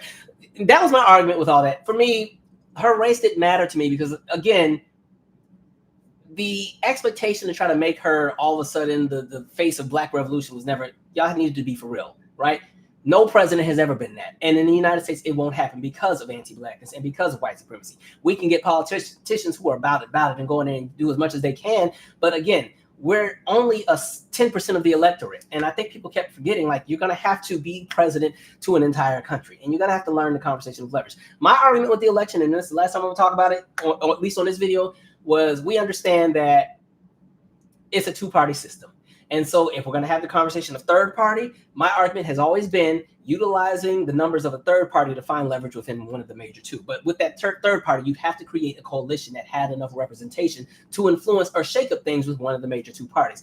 That wasn't ready by 2024. It wasn't ready by 2022. It wasn't ready by 2020. It wasn't ready by 2018 when I first started having that conversation. The idea would have been creating some coalition. You need at least 20 or 30 million people who would have been down to be with whatever this party is. And it's not about the party winning, because it still wouldn't win. There's just not, because money is in politics, there's not going to be any kind of third party anything that will have the kind of bank that the two major parties would have. However, if that third party had that 20 or 30 million people in that coalition, that's enough to sway an election where both sides need that 20 to 30 million, or at least a segment of it. And so it goes, okay, well, listen, this is our platform. Who's meeting what we got? That's where we're going. Right? That wasn't a thing. And so again, there hasn't been a viable third party candidate that even had a shot since Ross Perot, and that was in 92, and he still got blown out. Right? It wasn't even close. And so my issue was, I felt like we spent too much time on optics and things that, in my opinion, again, that seesaw, everything that was on the table for us, or everything that was being presented with what is currently happening now, which what they said they were going to do, the small optics conversations, it just didn't equate to me. That was me, right? Anyway, moving on. Of course, and Civil Rights Act. Well, we've seen that some of that's been gutted. So let me go ahead and tell you which part of that has been gutted while we're out here. Why y'all are worried about semantics and how somebody looks and what percentage they are. Civil Rights Act just got gutted. All right. Executive Order 11246. Prohibiting employment discrimination based on race, color, religion, and national origin by those organizations receiving federal contracts and subcontracts, right? That's pretty much also an element of affirmative action to that. Gone. Don't worry about it. One of the things too I was gonna share. Let's see. Five rows up. But where's that piece at? It was something I had on here. Oh, so remember when we were talking about cementing, right? So, and somebody had a good point in the comments where they're talking about, since Reagan, they've been just doing the nonsense. I just want to go back to, again, the conversation of cause and effect and giving an inch. Now, this is from August 8th of 2008, right? White supremacists see hope in Obama win. They're not exactly rooting for Barack Obama, but prominent white supremacists anticipate a boost to their cause if he becomes the first black president. His election, they say, would trigger a backlash, whites raising up a revolution of sorts that they think is long overdue. Again, that conversation of cause and effect, right? That conversation of, again, looking at the bigger picture. Like when we say people have been working to cement things, this has been in the works forever and a day. And this is why one of the arguments I always say politically is that, yes, we live in the now, but being in the now can't be the sole reason for why you make all your decisions. You have to look at the origins of everything that happened then, what's happening now, and what will happen in the future, right? And so many people played games, and I kept trying to say without coming off like an over self-indulgent, get over yourself kind of person, like I'm just nagging y'all, but I'm like, people didn't realize this is serious, right? There's nothing like white vengeance. It never gets tired. The fire never will go out. They're gonna be mad forever. If every white person in America won the lottery and won $30 million and got everything they ever wanted, they would still have something to be mad about. Because now as they all build their mansions and get all their land and everything else like that, eventually you run out of space. Whatever, they got to find some place that can get screwed over. They start coming into the black neighborhoods. They would think that all of us are supposed to be in positions of servitude to them, right? All of them would stop working, right? Which means the economy kind of falls apart as far as resources and everything. They would need somebody to do the work. And, we ain't about to do it. We're going to do what we want to do for ourselves. And they're going to be like, hell no. Somebody got to go and pick the fruit and run the street sweeping businesses and everything else like that. And they would still find a way to be pissed off. And we'd still be public enemy number one, even when they have everything. Collectively, that's how they move. It sounds cruel. I get it. Some of y'all come to my channel because you watch my music-related content, so I'm scaring the hell out of some of y'all. But that's reality. History has shown us. Anyway, let me see here. So like we said, again, that conversation of cause and effect and that conversation of, one, changing the laws, two, privatizing everything. One of the things that happens with a lot of these super, super rich folks that have these companies and corporations is they hate everything centering around the Civil Rights Act and the laws when it comes to hiring, because they don't want to hire everybody anyway, right? They got their folks that they want to do things with. And so these different protections and stuff always made it so these companies had to give people a fair shot. By gutting that and getting rid of that, they can do whatever they want. They can run their businesses how they want. It's the same thing with academia, right? Getting rid of, the different opportunities for other groups of people because they think they're the ones that do everything. This is how we are, right? And so I kept saying, folks kept getting comfortable. People kept moving as if we're always going to have the same opportunity. Now, the good thing, because this is not all gloom and doom, is, as long as all of us are breathing and alive, there's something that can be done to some extent in some realm. We don't always know how. We don't always have the answers. But there's always some element of light at the end of the tunnel, even if that tunnel is way, way into another galaxy and that little piece of light is about as wide as the pin of a needle. There's still something, right? So I ain't trying to rush everybody off. Let me see here. Let me read this comment. Thank you, Big Ant 2003. Hey, just got here. I saw Tennessee Republicans proposing amendments for Trump to run a third term. Like I said, change the laws, do whatever they want. We'll see how this goes. Now, I want people to also understand, I've kept saying for the last year that when it comes to race and policy in the United States, nothing is precedent, right? So if they gutted the Civil Rights Act, what makes you think they won't go back and finish the rest of the Voting Rights Act? I keep telling y'all Section 5, right, and Section 2A of the Voting Rights Act are two pieces that Clarence Thomas wants to get rid of, right? Clarence Thomas is convinced that it is no longer constitutional and you need to get rid of it. I'll actually pull it up here so people know exactly what that is. Let's see here. Section 5, Voting Rights Act. Let's see here. Section 5 was designed to ensure that voting changes in covered jurisdictions could not be implemented, let me start that over. I'm reading too fast. Section 5 was designed to ensure that voting changes in covered jurisdictions could not be implemented, used until a favorable determination has been obtained. The requirement was enacted in 1965. Now, going back to the Voting Rights Act, one major piece of it was because you had so many states that kept trying to screw everybody over. This is when we were counting jelly beans and having to take literacy tests and everything. There were about 13 states that were selected where it was like, because of how you guys have acted and carried yourselves, Tennessee, Texas, Georgia, Florida, South Carolina, like all these different places, the federal government will now have to oversee any laws that you will create with regard to how you manage your elections and voting processes, just so we can make sure that you're not screwing people over. That was Section 5. And then the other segment in there is talking about pretty much stripping away rights of people based on their race, religion, gender, and all that kind of stuff. And Clarence Thomas is convinced that Section 2A and Section 5 are no longer constitutional and that they should be gone. So again, that's something to think about if it finds its way on the docket. Let me see here.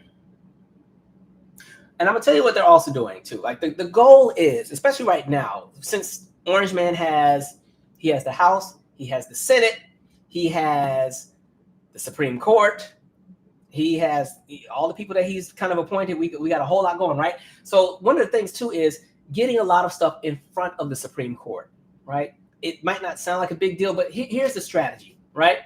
Every time there's some kind of lawsuit, like let's say there's a law that I hate. What do I think is stupid in the United States? Okay, I think it's stupid that when we file taxes, we got to be the ones to do the math and then figure out what we have. And then if we did the math wrong, you get penalized. I feel like the government should already just tell you this is what you owe, right? Let's just say I wanted to change that. So I sue, right? I sue. There's a federal court judge that says, okay, I agree with you. You're right. From now on, the IRS and whoever, they got to tell you what you owe. You don't got to sit here and try to be a mathematician and go through stuff and find receipts and stuff. You boom, right? Appellate court comes in because maybe the IRS is like, hell no, we're not doing that. Appellate court kicks in, right? Appellate court says, no, leave it alone, leave it the way it is, right? Fine. Now it goes to the Supreme Court. Supreme Court is going to make their decision. And once the Supreme Court makes their decision, it is the law of the land.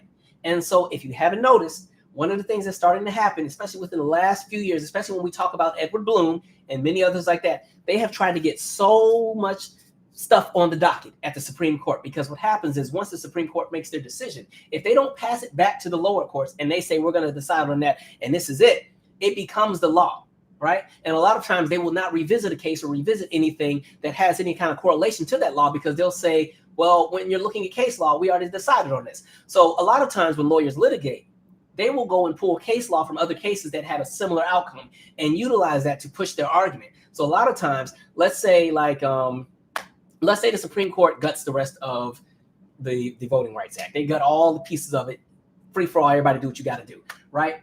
Somebody may come and sue and it may make it to the Supreme Court. And the Supreme Court is just going to say, well, we've already had this conversation. Here's all the case law. Here's a different example. So we're not even going to hear this case because we've kind of already done it. It's law of the land. Like, that's kind of the thing that we're going to start seeing. And that's why we're seeing all these different cases start popping up at lower levels, because the goal is to get them to the Supreme Court. It's not even about winning right now at the lower court. It's get it to the Supreme Court. Things that you once thought were protected might not be protected when they get to that Supreme Court, especially with the current makeup of it. And the other thing that I kept trying to tell people to think about with this election was the fact that the makeup of the Supreme Court right now is 6-3. We have 3 Supreme Court justices that are 70 and older, right? Sotomayor is 70, Alito 74, Thomas is 76. Now, because Orange Man is in there, this, and I'm not trying to tell him what to do, and God forbid it happens, but thinking strategically, if I'm a Republican conservative, this is a great time for Clarence Thomas to retire so that they can put in the next Supreme Court justice that will still have the same viewpoints and will be younger and will probably serve for the next 30, 40 years. Same thing with Justice Alito, right? Another one, great time to retire so we can put in another one to make sure that we still have those 2 seats cemented. Now, when it comes to Sotomayor, 70 is still young enough to, make it through 4 years of Trump and maybe even another 4 years of whoever comes after that. But 70 is also, life happens.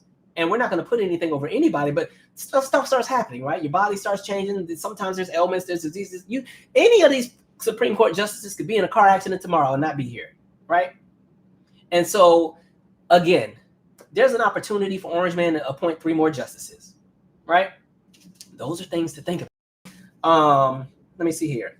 Why is my stuff freezing? I'm going to switch this to top chat so it doesn't keep switching. Let's see. Okay, that should kind of make it move a little faster. Okay. So anyway, those are things to think about. And again, if the Civil Rights Act had this situation with the executive order, now that's going to end up going to the courts. And that's going to go straight to the courts. But if the courts decide, no, we don't need it anymore, what's the next move, right? And just understand, it opens the floodgate. It's going to open the floodgate for conversations around fair housing laws, right? Especially in this era of privatizing everything, especially in this era of private equity firms and RealPage, right? Again, the conversation around education. We know that, and I've been saying that since Betsy DeVos got in there. The goal is to privatize the United States education. If we can privatize all of K through 12 education, do you know how many trillions of dollars that will generate for private companies, right? That's the goal. That's why public education has been under attack for years and years. Again, changing the tax code to make it so that property taxes wouldn't even fund schools. That's one of the things, that's one of the ideas that's out there. Like, all of this stuff is in all of this policy and in these Project 2025s and different talking points. Like, folks have got to really start looking at everything. And I get it. For some folks, this is not their bailiwick. Nobody wants to be stressed with looking at politics all day, but it's the reality of what it is and what you're up against. So you kind of have to know the world you're living in. You always got to be a few steps ahead, right? So you can be prepared for the worst of the worst when it comes, right? Let me see here. Let's see. Yeah, and I guess the scary part is right now we're in a space where you just have people who don't know anything who are all in charge. I'm going to shift to the DEIA conversation, right?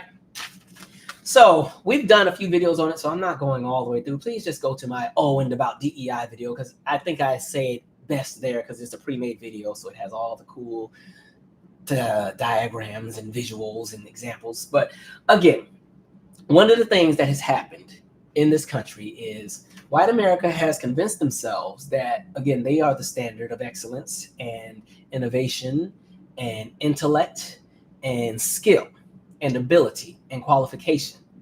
And because of that, they assume that every other person is unqualified, and that anytime we end up in any position, it's because they did us a favor and let us come into it, or there was some kind of program like a DEI that gets in there, right? So on and so forth. Now, we see one of the executive orders that Trump also put in for the federal government was getting rid of every DEI office. Now, I want to explain and clear one thing up, because I've seen a lot of people say, oh, well, DEI only benefited white women, blah, blah, blah. The piece that you're looking at is the people who were hired as chief diversity, equity, inclusion officers. Yes, majority of those positions are white women. However, I think people need to understand these are offices that work to ensure that people who are not specifically just only straight white men have protections in the workspace. And one of the things that people are leaving out of the conversation is the A, which I thought he was really effed up for including, accessibility. Again, you have to look at it this way. Let's say you have Gertrude, right? Gertrude has worked at whatever agency she's worked at for the last 20 years, one of the best employees they ever had. Gertrude unfortunately had a stroke. Right. And in Gertrude's role, she did a lot of stuff on computers. She was somebody who worked in the IT department. Right. Now that she's had this major stroke, her whole left side is out of commission. She can't type. She can't walk. She can't do a lot of things, but she still has to work because depending on whatever's happening with our healthcare system, she might not be getting the support that she needs coming from funding or resources as far as like support coming from the state. Right. She still has to work. A DEI, a office ensures that the accommodations are made so that she can still do her job effectively, right? That's what that's about. But people have painted it like, here's the thing. DEIA pretty much benefits everybody, but when people want to have a problem with it, they make black folks the face of it. Because again, the numbers when we're talking, still everybody benefited before we did. That's true. But we still also benefited. And at the same time, again, the thing is that I wish people would understand when black people benefit from policy, it always benefits everybody. But the problem is because people aren't thinking of everybody. And again, when we're centering things in whiteness, they just want it for them and themselves. They want to gut it for everybody. And when they want to paint something to be a problem, they make us the face of it because they know a lot of this country has anti-black viewpoints, even people who are not white, right? Even some fellow black folks, right? A lot of times, especially other marginalized groups of people, when we start getting into a space where there's a conversation about a battle for resources, anti-blackness is the first thing that jumps out, right? Then all of a sudden, we're all kind of N-words and unqualified, this, that, and the third, and you can't be in our neighborhood, and you can't date our daughter, all these different things, right? And so that's kind of what's happened. But when we're talking about that, again, that conversation of DEIA, right? That's also, that would be like your civility offices, making sure that the employers are not trying to screw you over. Like say you're being sexually harassed by your boss, right? Depending on what kind of agency you worked in or depending on what kind of office that they had, some of those different like civility offices and DEIA offices, they work to protect and make sure that there's not a retaliation if you go and file a report or do these different things. Like there's so many layers to it. And so understand that that was intentional. And so the intention is one, get everybody out of there, get rid of the conversations of making sure that there's equity in the office, making sure that everybody has protections and that they can go and file whatever claims or whatever it is that they need to take care of if something is not right at the workplace. Get rid of all those offices because, again, the conversation is changing the laws as you privatize everything. A lot of private companies deal with a lot of lawsuits because of how they treat their employees, right? And so a lot of companies had to come up with these offices to make sure that they were in proper guidelines so that they wouldn't keep getting sued and that they wouldn't keep screwing over people or discriminatory practices and everything else like that. That's where DEIA comes from. That's the sole purpose. But again, because people have painted it to be the boogeyman, and because specifically white America thinks that they are the most talented demographic in the world and the rest of us are just all stupid, they have convinced themselves that every time any of us come into a role, we weren't supposed to be there and that they lost something. It goes back to the same conversations that happened with affirmative action, right? The same thing. And the way that you're supposed to look at it is this, right? Let's just say, we have a family of 8 kids, right? 8 kids that all, it's a family has some octuplets. They all the same age, right? And every kid has a special gift that they're really good at. One kid is very good at, they cut the grass really good for parents, right? They nobody cuts the grass like them. Right? I mean, them lines are crisp, straight, right? There's not even grass on the driveway and stuff when they're done. They cut grass like nobody's business, right? And then there's another sibling that is really, really good at cooking. They love to cook, right? They make the best pancakes. I mean, those pancakes when you put them in the skillet with the hot oil and you get that crispy edge, that's their gift. Nobody does it like them, right? And all these kids have a different gift. But let's just say you have one kid who is the kid that gets provided the opportunity to do everything and be rewarded for it. Because let's just say that the kids also get rewarded every time they cut the grass, every time they cook breakfast, every time they clean the bathroom, right? Or whatever they do, right? So this one kid, let's just say this kid is kid number A or kid letter A. Kid letter A does everything, right? Does everything, but it doesn't mean that they do everything well. Maybe their only specialty is they're really good at doing laundry, but that's their gift. However, because the parents have seen and decided that kid number A is the one that is most deserving, they give kid number A all the opportunities. So kid number A got to make the pancakes, they got to do this, they got to do that. Kid number A can't make the pancakes like the other kid that makes the good crispy edges, right? So that idea of when you open the floodgate to make sure you have looked at every talent pool before you start making decisions, you end up with a better functioning operation. So if those parents were to look at all 8 children and say, okay, well, this one does that well, this does that well, and you see what all 8 kids can do, now you can kind of divvy up where people really shine, and you have a smoother process as opposed to just giving everything to 1 or 2 people and you're leaving the other 6 out because you don't think they're worthy of it, and you're missing out on what could be, right? That's what's happened in the workplace and just in academia. People have painted the idea of thinking that programs like affirmative action were to take seats away from white folks, when in reality, it was to open the playing field, because for the longest, the only option were the white students. And that didn't mean that they were always the best at everything, because if that were the case, why is that when we get to track and field with the Olympics, you don't see any white folks, right?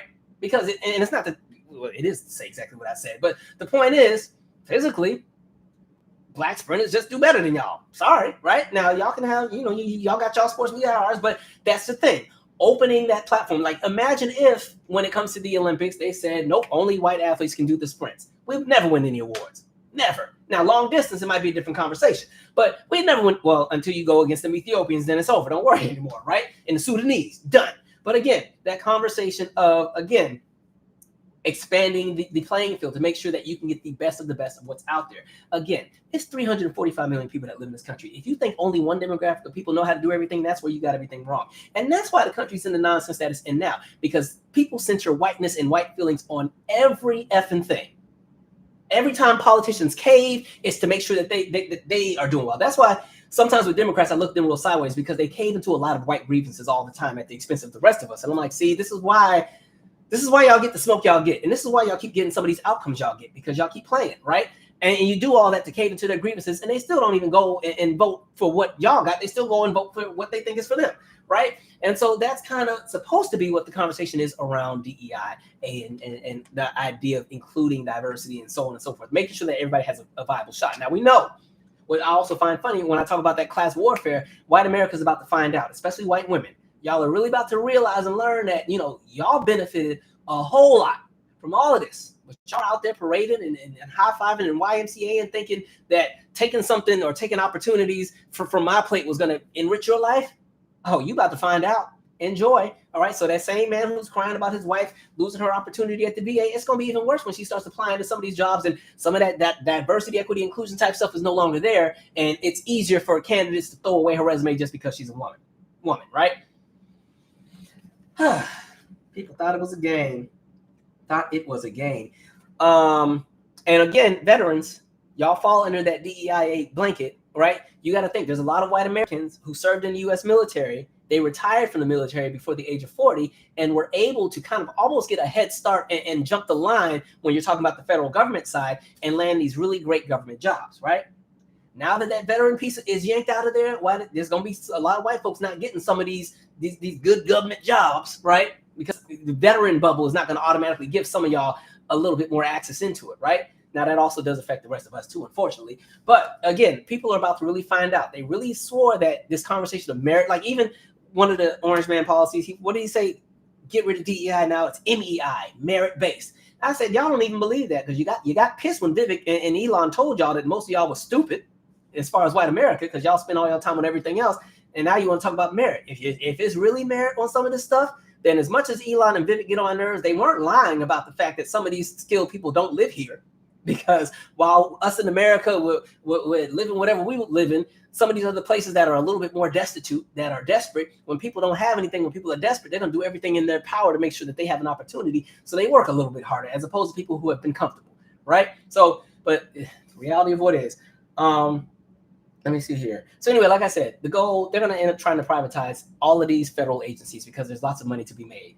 And again, that's 5.4 million different employees. Imagine privatizing all those different agencies, and there's 5.4 million people who need a job, right? Lots of money to be made for super, super rich folks, right? And so again, and then also means by privatizing certain things, regulations shift. Everything will not be as, you can't do this, you can't do that. And so we know when we start seeing deregulation, we also see how it affects people collectively. We see how it affects the environment. We see how people get screwed over.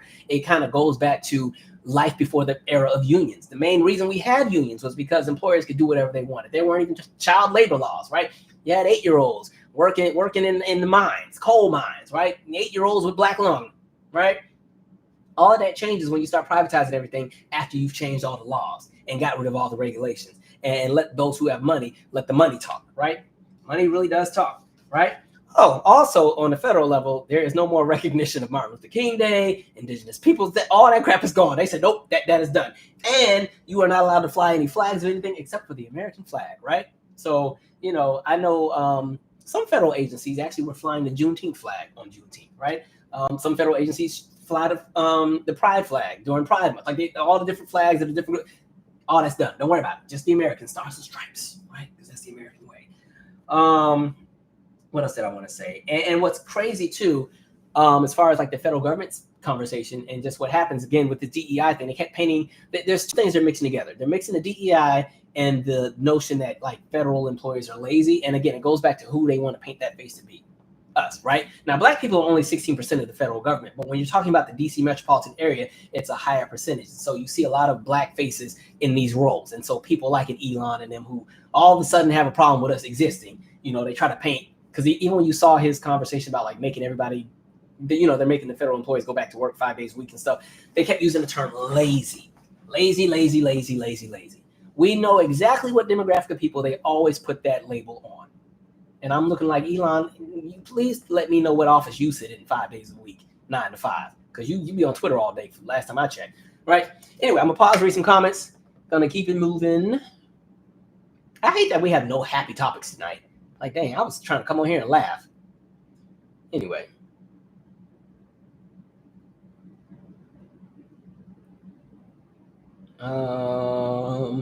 Let's see. Yeah, I'm not going to be able to get to all these comments because it's a lot, but we'll try.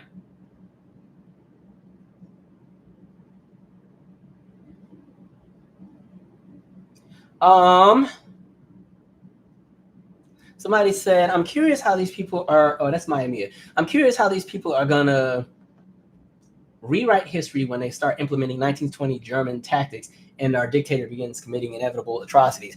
Well, we see how they listen. It's going to be exactly what we've seen now with them trying to gut and strip away historical accuracies, not inaccuracies, but accuracies, right? This is when we had the woke boogeyman and the CRT stuff, and then we started getting the anti-DEI, and they started banning. But it's going to be the same thing we're seeing now, but 10 times over. Because again, for the demographic that has pretty much gone out of their way to ruin the world, they also don't want to be seen as the villain. So they're always going to fight to make sure that they have the best image. That's what they've always done, right? Let's see here.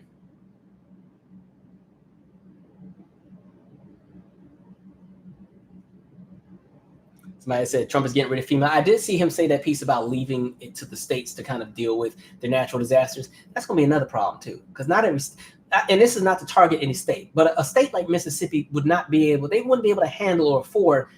Let's say it was a very active hurricane season and they got hit by 4 or 5 major hurricanes that were category 3 or higher, right? That would decimate their state budget, which is why you have things like FEMA and the federal government step in and make sure that when states are hit with natural disasters, there's money line item for them to make sure that they're going to be okay. Now, some states would be in a better predicament because they have a bigger revenue element of revenue.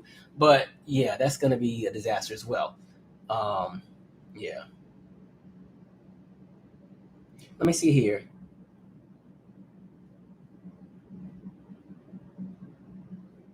Yep, equal employment opportunity. Yeah, that's done. Don't worry about it. Gone. Let's see. And I'm only really harping on all this because I really hope that people see what I mean when I'm talking about cause and effect, right? Like I said, if you've been following these lives since 2018, that's more than enough time to see cause and effect of how these people move, right? And so I really hope that as we roll with the punches that are coming, people take note and remember exactly how they felt as all this happened. Because the other thing is, what ends up when there's an opportunity to shift stuff, when there's an opportunity to put new faces in, people, they're not fired up anymore. They've gotten comfortable, right? I think the most dangerous aspect in all of this is complacency. One of the reasons Orange Man is able to do what he does is because so many, whether it's our media, whether it's other elected politicians, whether it's people in higher positions, and even voters, right? They let this man slide with so much, right?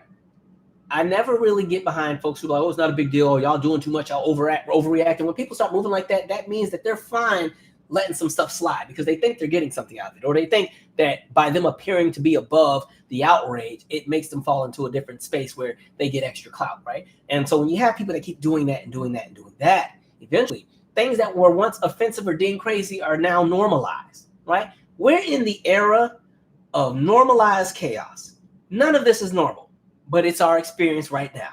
And you would think that with everything that's just happened in the 2-3 days, this is exactly how I know we've normalized all this. There should be absolutely no reason why everybody is not out in the streets right now burning everything down. They're not, right? People are just kind of, well, we'll see what Congress does. Well, Congress isn't going to let him do that. We'll see what the courts do. Like, that's kind of where we've gotten because folks are just, it's so much that's happening. People also want to get to a space where they can sleep at night, right? And so things just get normalized. Think about when Orange Man first ran and he said this stuff about Mexicans and they were bringing the rapists and not bringing our best. Look at how people reacted at first. It was, oh my God, crazy. Like, he lost the Macy's deal. They canceled The Apprentice and swapped him out with Arnold Schwarzenegger, which pissed me off because I ain't gonna lie, The Apprentice was my show. Sometimes I wish Trump would have just shut up and stayed on that damn show. Anyway, they all these different things. There were protests and people. Wolfgang Puck was like, I'm not gonna cater at the Trump hotel that he was building in DC. Like, all kind of stuff. He says that right now, people would applaud it, right? Yeah, that's right. Yeah, right. Like, things have shifted because people started to normalize the chaos. And when you keep normalizing the chaos, the threshold of what's deemed offensive, the threshold of what's deemed a threat, just keeps moving further and further away, right? And you don't feel that you're as close to that actual threat anymore because it's been normalized, right? Look at what Elon has done to Twitter, right? Before he came on there and destroyed it, you couldn't just go on Twitter and say anything. Somebody calls you some kind of monkey ape N-word and your mama's a crack whore, you report their tweet. That tweet has been taken down. That person's account might be suspended. That happens now. Too bad. Get over it. Unless you're tweeting something that deals with science, then they'll get you out of there, right? But racism is allowed now. There's whole groups.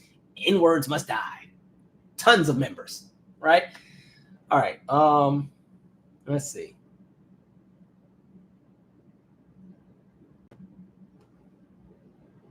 Somebody said if it was merit-based. Yep, if it was merit-based, his cabinet wouldn't have jobs. Most of the people in his cabinet have no experience in what it is that they're doing, right? And again, going back to that conversation of understandings that sometimes things, you have to really put people who is best for a role in things. I'm thinking back to when I was in high school. We used to have this thing called joust. And because my high school mascot was a sentinel, like, those like people that were like the like the knights, right? They had the sword and stuff in the medieval eras. That was my high school mascot.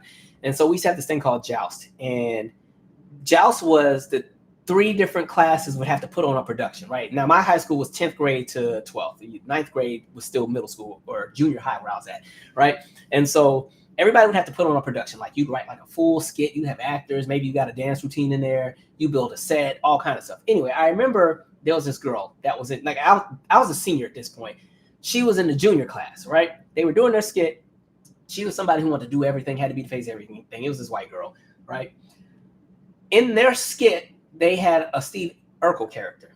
She was so pressed to be in charge, she fucking clawed to make sure she was the Steve Urkel in this skit, right?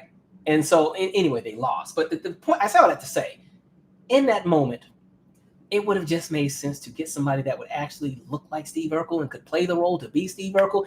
And it's so silly because this is the early 2000s. But again, that conversation of understanding who your pool is. Everybody has a space that they thrive and shine in. And when you limit it to only the people that you think are deemed worthy without even looking at who's on that other side. Like, listen, if I, God forbid, actually, I'm not going to put that on me. Let's say there's somebody who has some terminal condition, some kind of something that no doctor has ever seen before. And it would require a very, very, very, very, very, very delicate surgery that's going to take 52 hours and all kind of stuff.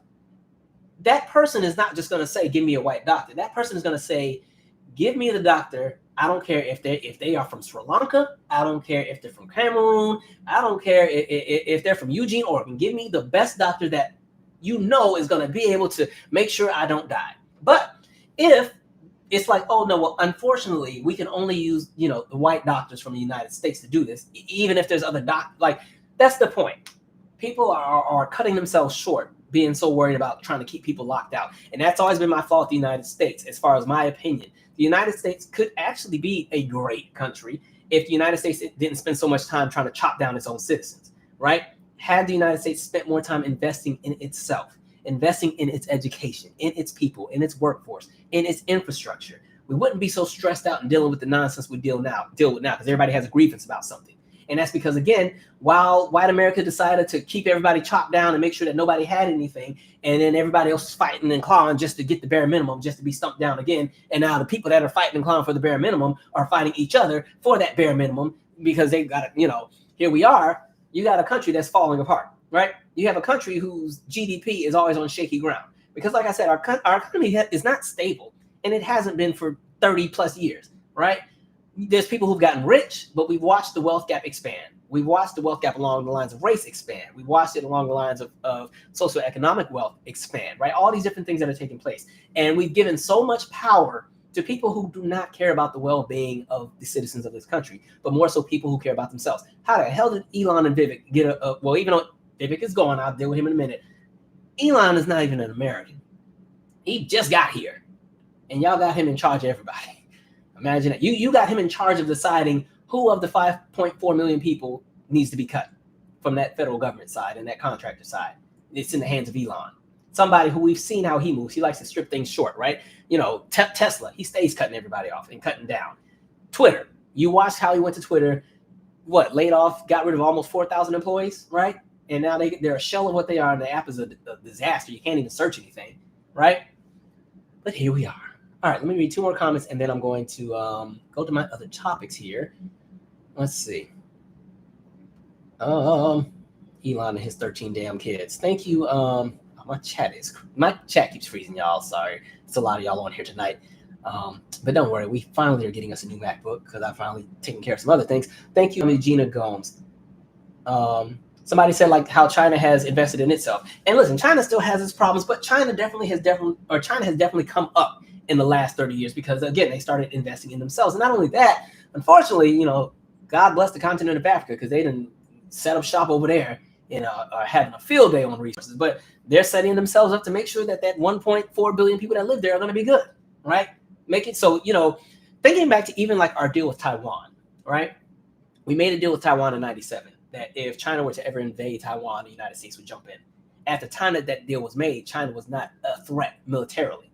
It's like, oh, China, that country, other than, 97, because they didn't even have Hong Kong, right? Up until 97, 98, Hong Kong was still under British rule. So it was kind of like, well, the one piece that's technically China that might be about something was Hong Kong, but, they're still with the UK. So the United States goes into this treaty with Taiwan, and if anybody messes with Taiwan, we're coming in there. We're still in that treaty. Times have changed. I don't think Americans would want to jump into anything if something, God forbid, happens to the people of Taiwan. But it just goes to show you how things keep changing. And the United States still kind of wants to move in this space with that idea of what I say American exceptionalism is. People love American exceptionalism, and it's always kind of been a buffer to dumb people down. Things can be terrible, and all you got to do is chant USA, USA, and that wins people back over, right? Every time our economy crashed, what did these presidents and politicians always say? Well, the United States is still the most powerful, greatest nation on earth, blah, blah, blah, blah, blah, blah, blah, blah. Same thing to just make everybody feel better about the terrible situation that they're living in. It's the reality. All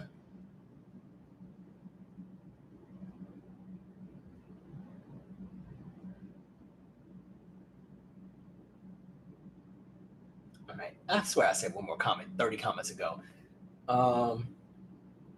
You know what, Sochi 314? I was going to say that a few weeks ago. They said the History Channel had way too many Hitler series for me. Like, that is something they had. And I love the History Channel. Like, I love documentaries and stuff about the past. But they have so many Hitler-related documentaries and Hitler's this and Hitler. Like, there's clearly people, like, I watch all of that for historical context of just how the world was, and so you kind of know what to look out for. But I'm sure that there are many people who watched all that kind of stuff and got inspired, right? I mean, they have so many Hitler. I'm like, how much Hitler y'all got? And it's weird. I told y'all when I was still living in Europe as a kid, I went to like an overnight summer camp in Germany. And one of our field trips was to the Eagle's Nest or the Owl's Nest, Hitler's hideout. It was like in some freaking mountain. I'm like 9, 10 years old. Now, I knew who he was. I just knew he was I knew who he was, And I knew that he was a horrible, terrible person because we had just learned about the Holocaust in 4th grade, right? And so I was like, this is where we're going for the field trip. And it was interesting. I remember we went because it wasn't far from Salzburg, Germany. And I only remember Salzburg, Germany because they had this big giant salt mine where you could go in there and lick like the walls. You could lick the wall to taste the salt, right? Which was, I talked about it in one of my podcasts, but it was weird too because like the camp organizer was mad because I didn't want to lick the wall. Because I'm like, you're standing there and you're watching all these people just lick the wall. And I'm like 10. Right? So I'm only so tall. So all us kids, the segment of the wall, everybody's licking the same part of the wall. Like at least if you're like 6'9", you can get up there and get to a part that ain't nobody touching. I remember the guy, I think his name was Mr. Marty. He was like, everybody needs to dry the wall. Everybody needs to lick the wall. Michael, you haven't licked the wall yet. Like, what the hell? But anyway, I said all that to say, we go to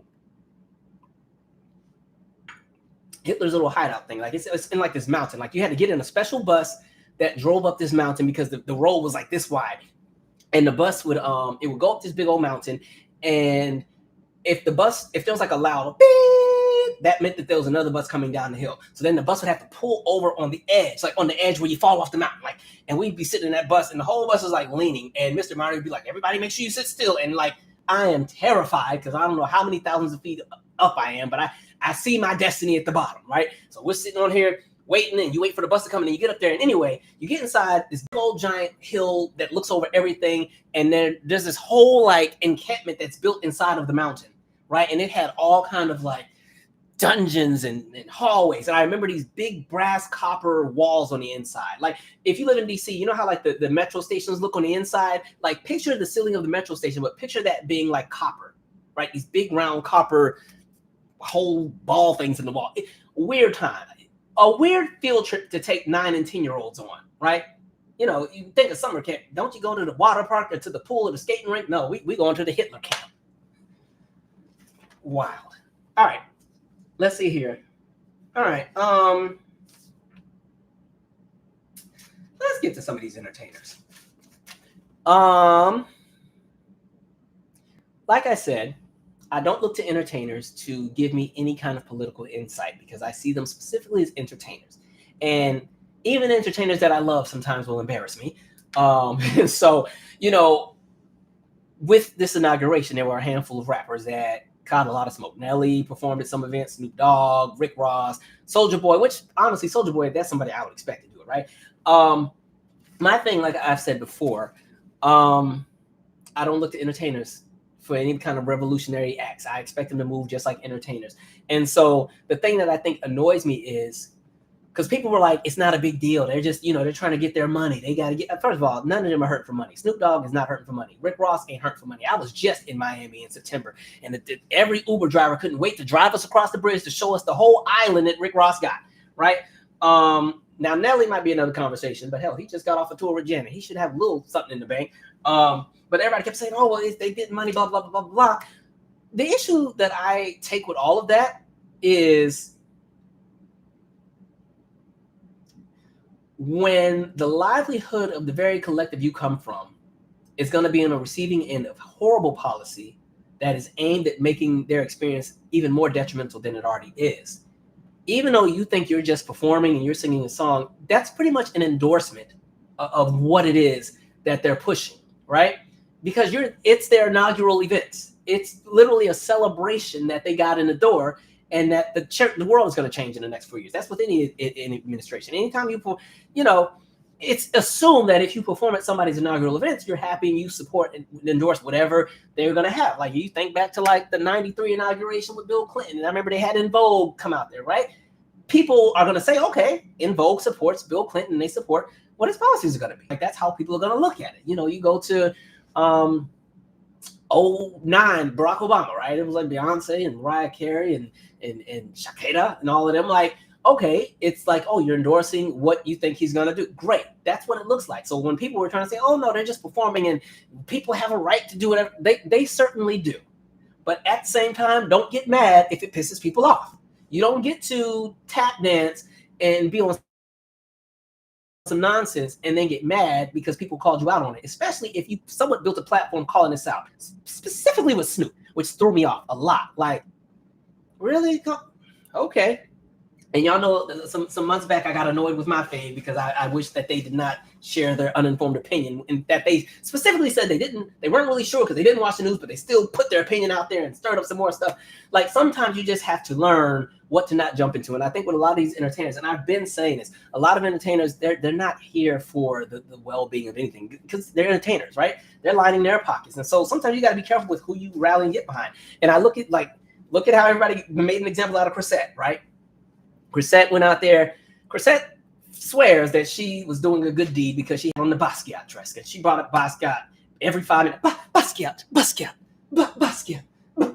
I was like, Chrisette, please stop. She should have never went on a Breakfast Club. That was the last place you go after when everybody's pissed off at you. But she felt that because she had this dress on with Basquiat and had all these images of oppressive things that have happened to Black people, she felt that the white folks there would see the dress and then empathize with the plight of Black Americans and maybe give us some grace. And I'm like, no, just say you needed to check it.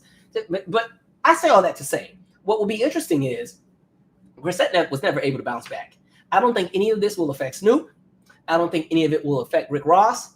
Nelly was already kind of out of the door anyway. He's kind of already been on like the, what you call the nostalgia tours. He's on tour with like New Kids on the Block and, he does summer tours. That's what he's been doing anyway. So and that core audience at this point is starting to become a lot of white folks, and he does a lot of stuff in country. So I don't even think he's really gonna feel it. But it's interesting to see how folks move, because I'm like, when Chrisette performed, y'all had the daggers out.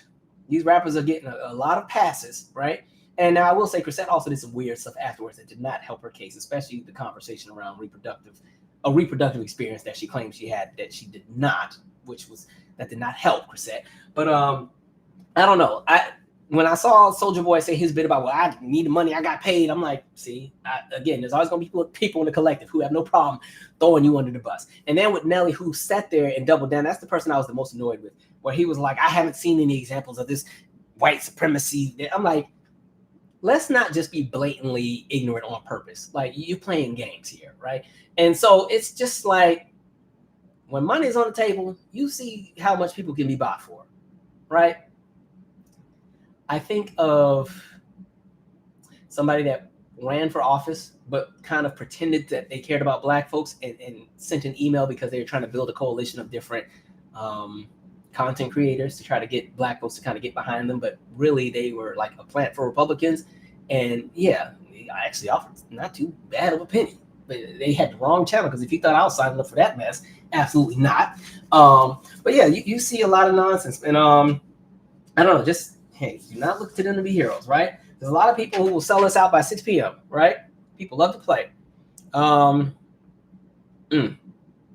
it leads me to my other part, because I want to get to this Lorenzo Sewell or whatever, the guy that was like the pastor that prayed at the inauguration. Like I told you, I did not watch any of the inauguration. I went to New York, had a great time. Unfortunately, I had to rush back home because of some nonsense. So I ended up still being in town for the inauguration, which pissed me off. But all that crap was just down the street. Like, I could literally stand and look out the window, and I saw all kind of Proud Boy flags and MAGA this. And long story short, I didn't really go outside for like 2-3 days, because I was like, I don't have the bandwidth for nonsense. So let me just mind my Black business. And I spent those 2 days watching things that make me happy, fun movies, right? Anyway, but this Lorenzo guy, remember how I said a lot of times, even when it comes to anti-Blackness, and when you need somebody to be a mouthpiece for white supremacy, for some reason, and I have this theory, right? I have this theory that for a lot of folks, when it's time to coon out, because they want to make sure they're on the good end of the people that they're trying to appease, they really double down. Like, they go all out. It's not even like they do whatever and are wishy-washy with it. No, they are 10 toes down. And so it's like, we need you to go out there and do whatever. They overperform. So when I saw that preacher, whatever, the Lorenzo guy, doing that prayer at the inauguration on Twitter, and I mean, it's the theatrics, and he's literally taking pieces out of the I Have a Dream speech. I was like, ooh, okay, let freedom ring. I was like, And mind you, like I said, this is just down the street. I'm glad I wasn't watching it on TV, because I might have actually went over there and ran and found him on the stage, right? I was only 2 blocks from the nonsense. But like I said, a lot of times when it's time to tune out, they always overperform, right? Think back to Diamond and Silk. One has gone on to I don't know if they went on to glory, but they went on somewhere. One has passed on, but when they first were introduced and they did the whole Stump for Trump thing, think about how they did it. It wasn't about like, hey guys, let's get excited for what Trump is gonna do. No, they came out there, let me tell y'all something. He gonna build that wall. Like, I was like, Lord, because I don't play. And it was like the most just, and then every video they had, Tim Scott, who, Tim Scott, I just love you, Mr. Trump. I just love you, Mr. Trump, right? You had Tim Scott. Tim Scott played the role so well, he went and got married, trying to make sure he had an opportunity to get in the door, right? You had that clip when Orange Man went to Chick-fil-A over at Clark, Atlanta, and that black girl who was like, no, because no one did more for HBCUs than you, Mr. Trump. Not even Biden. And mind you, she was a whole member of like some Republican organization, blah, blah, blah, blah, and played the role, right? David, I don't even know if y'all remember David Clark. We ain't seen him in a while. That was the sheriff that used to wear like the Captain Crunch fit, right? He'd have the badges and the gadgets. And remember when he was at the RNC convention in 2016, and as soon as he got there, the first thing I want to say, and mind you, all these folks are black, is Blue Lives Matter. Who else? And now we got Byron Donalds, right? Byron Donalds did all that shucking and jiving and tapping and got no invitation to nobody's cabinet on anything. And then he's still so pressed to be included. What did he just say on the news the other day? Daddy's home. Daddy's back. What? Sir, get up. Stand up. But again, Byron does that because he represents a district that's majority white. He can't do no black people stuff because they'll get rid of him. And so I just have this theory that like a lot of times when you need a black person to really tap dance, they go above and beyond, right? They go above and beyond to make sure that they don't piss off the demographic that they're trying to have close proximity with. And so you have to be careful with people who will sell us out and sell us down the river for a come up. And the funniest bit in all of that, every time I think to Diamond and Silk, they did all that. And when I saw that they were only getting like $1,200 and that they shared an apartment, I said, so you're selling out the community. You're out here embarrassing yourself, being loud, strong, and wrong, and it's not even paying you off. I thought, especially since this is when he was still claiming to be worth $10 billion as far as Orange Man, you would think that y'all were going to be pulling up in Lamborghinis and penthouses and everything, and y'all over here living in Fircrest Heights apartments. Don't even got a parking garage. Just got the big, what's that thing called? Kind of like the overhead embankment thing where you just park under. You ain't even living large. Embarrassing. One bedroom apartment doing all that. No wonder they was sharing a cookie on all the videos. They ain't even got enough to pay. They ain't got enough to get their own. They got to pass the box around. And so going back to silly, one more person. And then I don't know if you saw the clip. This is when Orange Man was still running the first time. And they had the rally. And, this is around the time Trump was talking about, punch him out. If people come and you beat them down. This is how we used to do stuff. Car report. Thank you, Lee. And there was this black guy who just felt super empowered. And there was like some liberal person in there, which, with their sign, Trump is stupid. And I'm like, waste of time. They're going to do what they do. But anyway, the guy with the little liberal sign and Trump is the devil, whatever. Here comes the black guy. He comes and like punches the dude in the face. Whack. And, he just felt like he was going to be good because I'm with you guys. Yeah. And as soon as he punched that little white liberal dude, them police came and took him out of there, right? A mess. They don't think. Anyway, just understand, no matter how much tapping you do, eventually they're going to remind you that you still live under that damn system. So be for real, right? And so going back to Lorenzo, the idea of him using religion to endorse the idea of oppressing us really throws me off, right? I was too done, right? Trying to utilize the idea of being a Christian to justify this nonsense that we're witnessing, because none of this is rooted in anybody's Christianity, anything. Now, I'm not going to sit here and get all deep on religion because everybody's going to believe what they believe and how they move and how they see things. But understand, Republicans have gotten away with being terrible people shielded behind the idea of being Christians for the longest. And I've said a million times, their God is whiteness and the benefits that come from it. It has nothing to do with what's in the Bible or, loving thy neighbor. All that is some nonsense. That's why Trump was so pissed at the bishop who was saying, please just give grace to all these different communities while y'all in there. Now they want to deport that person, right? Trump couldn't even look at her when she was doing that. Just shaking, turning red. Because one, Trump don't go to nobody's church anyway. The only time Trump goes to church is every 4 years when he gets elected. And they go to that White House prayer, whatever they got, right? But yeah, there's lots of people who have exploited well-being people who want to have a closer walk with the Lord, and they feel that certain things mean they have to believe and move in certain ways, and people exploit that, right? I always say that about Paula White, right? Paula White built her entire career off the back of the Black church. And before we get into this conversation of like the Black church, I know that the Black church, people have a different approach and viewpoint to the church now, but there was a point in time where the Black church served as a center for political activism. Same thing with Black mosques when we're talking the 50s and the 60s, even up to the 70s. Times have changed a little bit. Some Black churches are still in that conversation, but a lot has changed, right? But anyway, Paula White built her entire career on the Black church. Took all of the inflections that Black preachers and singers use with how they deliver their message, you know, really jumped into the idea of being relatable. I'm just like you guys, starting to kind of have that Southern drawl and really just, you know, all about it, right? And as soon as the opportunity came to work with Orange Man, look how she jumped ship and went over and started entertaining Orange Man, his nonsense, and endorsing all of the nonsense. And hallelujah, Jesus is back in the White House. Really, right?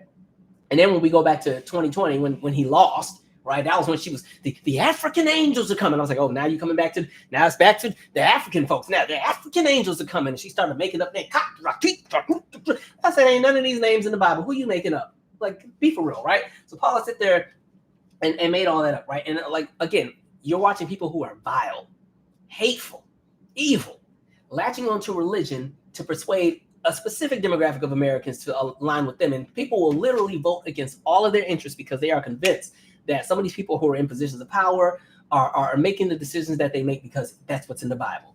And I'm like, no, but okay, right? So that's why I really looked at Lorenzo, Mr. Preacher Man, real sideways, like you are really doing a number here, right? And so, like I said, I'm like, they will throw God's purpose in the conversation, but really the purpose is to keep us in our place, right? Because that's how whiteness works. Their God is whiteness. It has nothing to do with what's in the Bible. It has nothing to do with anything, because they get pissed off when you feed the homeless. They get pissed off when you help the poor. They get pissed off when you love your neighbor. They get pissed off at everything. That ain't nothing in nobody's Bible, right? I don't know what heaven's going to look like, but God willing, let it be segregated, because if those are the people I got to spend eternity with, that sounds like hell to me. Anyway, I was too dumb when they really used that MLK speech in that prayer. Let me pause for a second, read a few more comments. All right.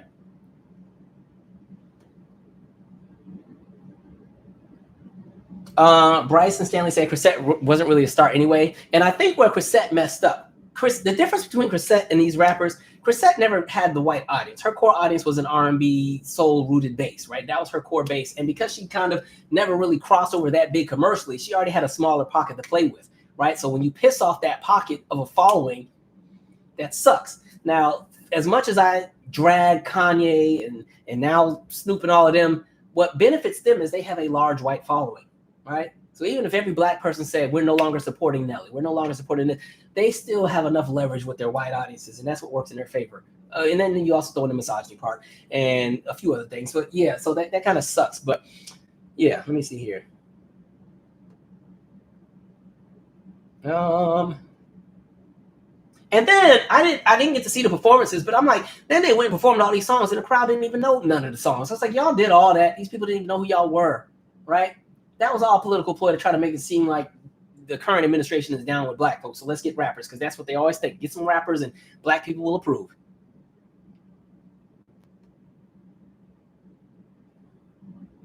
They said Diamond was the one that passed away. She passed of COVID, which again, I ain't but trying to be that person, but she was definitely one of the ones telling us COVID wasn't nothing to worry about. I'm like, okay, her and Herman Cain. Herman Cain told us that it's nothing to worry about, right? Because remember, Herman Cain ran for president too. He was another one who did all that tap dancing, and he was the one who said build the electric fence, right? He was the guy that had the 999 project plan for his economy.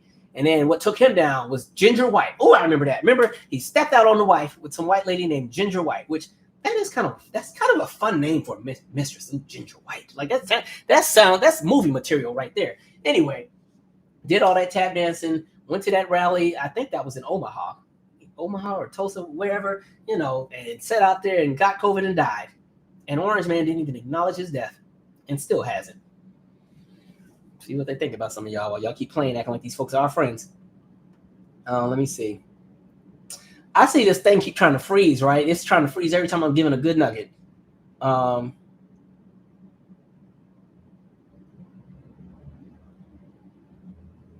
Let's see here. SF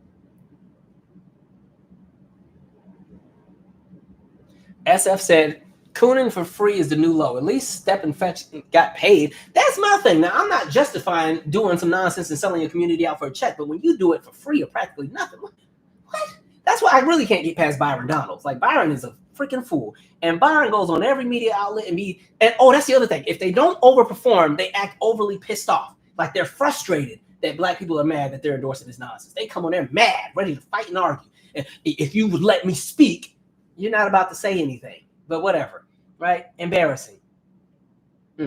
See, remember when we was talking about the folks talking about don't talk politics at the Thanksgiving table? I bet you they getting cussed out by their family at the Thanksgiving table. I know Byron getting cussed out at his family dinners. They letting him have it, tearing him a new one. Byron was the one who told us that segregation wasn't, we didn't do too bad under Jim Crow and segregation. It wasn't too bad for us while he sat there and smoked a cigar like he was Mr. Cool. Then he go on the platforms in front of the white folks and his whole speaking voice changes. I don't have time. And spend all that time talking about the black family this, black family that. Then I go and Google what his wife looked like. Okay. Let me see here. SF said, why would African angels help white people? And that was my thing. Africa got enough going on. Why didn't Paula White call the European angels, if there's any, to come and help? Like, you going to sit there and call Africa? They got enough going on. They got China over there taking all their infrastructure and setting up shop and getting ready to take over their whole economy, plus all the different divisions amongst every country and every ethnic group that's represented and everything they got going on over there. You're going to take their angels because y'all want Orange Man to get back in there, as if he wasn't going to get back in 2024 anyway. You know, make them names. I want to know what them names are. I was like, shut up, Paula. Like, shut up. Ooh. Let me see here. I am so sorry if I missed some of your comments. My chat keeps freezing, so I can't see everybody's, the ones that are giving super chats, so I do apologize. Sarah, you, Calvin, what are some resources for the working class going through this and nonprofits locally that with job aid help? I will say this, for people specifically that have lost, that may be losing their federal government job, one of the resources you can use, and I'm glad I wrote this down. Thank you for asking that, by the way, Sarah. But see how Sarah's moving? Thinking of others in addition to herself. That's how we're supposed to move. Not just about me, myself, and I, but what can we utilize to make sure that people are good? Exactly. That's how you're supposed to move. You can use the Center for Employment Justice.com or the CEJ. They advocate for workplace nonsense, right? And they have a huge fund that helps a lot of people. Now, I don't know exactly how this will work with so many people that are about to lose their jobs, if they're going to be overwhelmed, but that is whatchamacallit, that is one of the resources that they can utilize. There's depending on what happens, I would say the Department of Labor and Industries, but that's normally at a state level. I don't know how that really works with the federal level. I'm going to look up on Center for Employment Justice.com. I'll make sure I put it in the description after we finish this live. If I try to do it now, this whole thing is going to fall apart. YouTube is trying to take me out tonight because I got too many of y'all on here. So let's see. Somebody said MAGA is harassing European and TikTok users. Hold on, why is my thing free? Sorry, hold on, let me go back up. This thing is really buffering. I am sorry, y'all. MAGA's harassing European and TikTok, and they are like, he's Vivek. Vivek. Okay. So, look, I had to get comfortable to talk about Vivek. So one of the things that I said would happen with Vivek, right? Vivek built a brand or a political brand on coming after everybody who was not white, painting himself to be one of the good ones and thinking that he was in the same space with white folks because he could talk the white nationalist talking points. And he could talk about how black people were this and reparations was a handout and was stupid and June, all kind of stupid things that had nothing to do with him, right? He moved and felt that as long as he did all the things and said all the things that white Americans love to hear, he would always get a foot in the door. Then he put his foot in his mouth and said the bit about American culture is centered too much in sports and prom kings and prom queens, and that's why you got to bring in immigrants from all these other countries, because Americans, specifically, he's talking about white folks, were too stupid to do anything, right? And so now we find out, because remember, he was going to be appointed to DOGE, him and Elon. That was going to be the Department of Government Efficiency. They were going to be the two that would determine what elements of the government they needed to chop and get rid of in order to balance our economy. Even though they have no problem, Elon has no problem taking $4 billion for SpaceX, because to me that's wasteful government spending, but whatever. Anyway, Elon was supposed to be in DOGE. Now we find out Elon is not even in the cabinet at all. Not Elon. Vivek is not even in the cabinet at all. Vivek will not be a part of DOGE. He and Elon couldn't get along. Elon had to remind Vivek that he's not white. Vivek is out. Now the rumors are Vivek is going to be running for governor in Ohio, which he will not win, because where you messed up is you might have had a shot had you not said all the stuff about Americans being stupid. But now you're going to go to Ohio. And again, you talked all that trash about football and prom kings and prom queens. You forgot Ohio State is over there. All the football they play up in Ohio, you won't be winning, right? In the same way that when you were trying to run for president and trying to get that GOP nomination, and you campaigned in all 99 counties in Iowa, all 99 counties, right? Big money in Iowa, right? Big money. And you went out there and you were wearing the cowboy hats and rapping the Eminem songs. You better lose yourself in the music the moment you want. You better never let it go. Oh, you want it, you want it. Like everything, right? Did all that. Got to Iowa. Lost every district in Iowa. Got, 8% of the vote. You fell behind. First of all, Trump didn't even campaign in Iowa. Trump didn't campaign at all until he got to between him and, temporarily Joe and then Kamala. He didn't even campaign in Iowa. Trump got 52% of the vote. DeSantis, I think, got 18. Nikki Haley got, I think, 17 or 18. And you got like 8 or 7% after all of that. And one of the main reasons why they didn't vote for you, and the wife talked about, actually, I have no problem reading an article. I'll bring it back up. I know I talked about it in one of them videos where I dragged it, but for this, it's just too good. Because I love when people have no self-awareness of how this works. When they think that because they can talk the talk, they can code switch, they can play the game, they think that they're in the door. Oh, those are the best ones. All right, see if I can find that. I need a laugh, because his wife went out there and got embarrassed.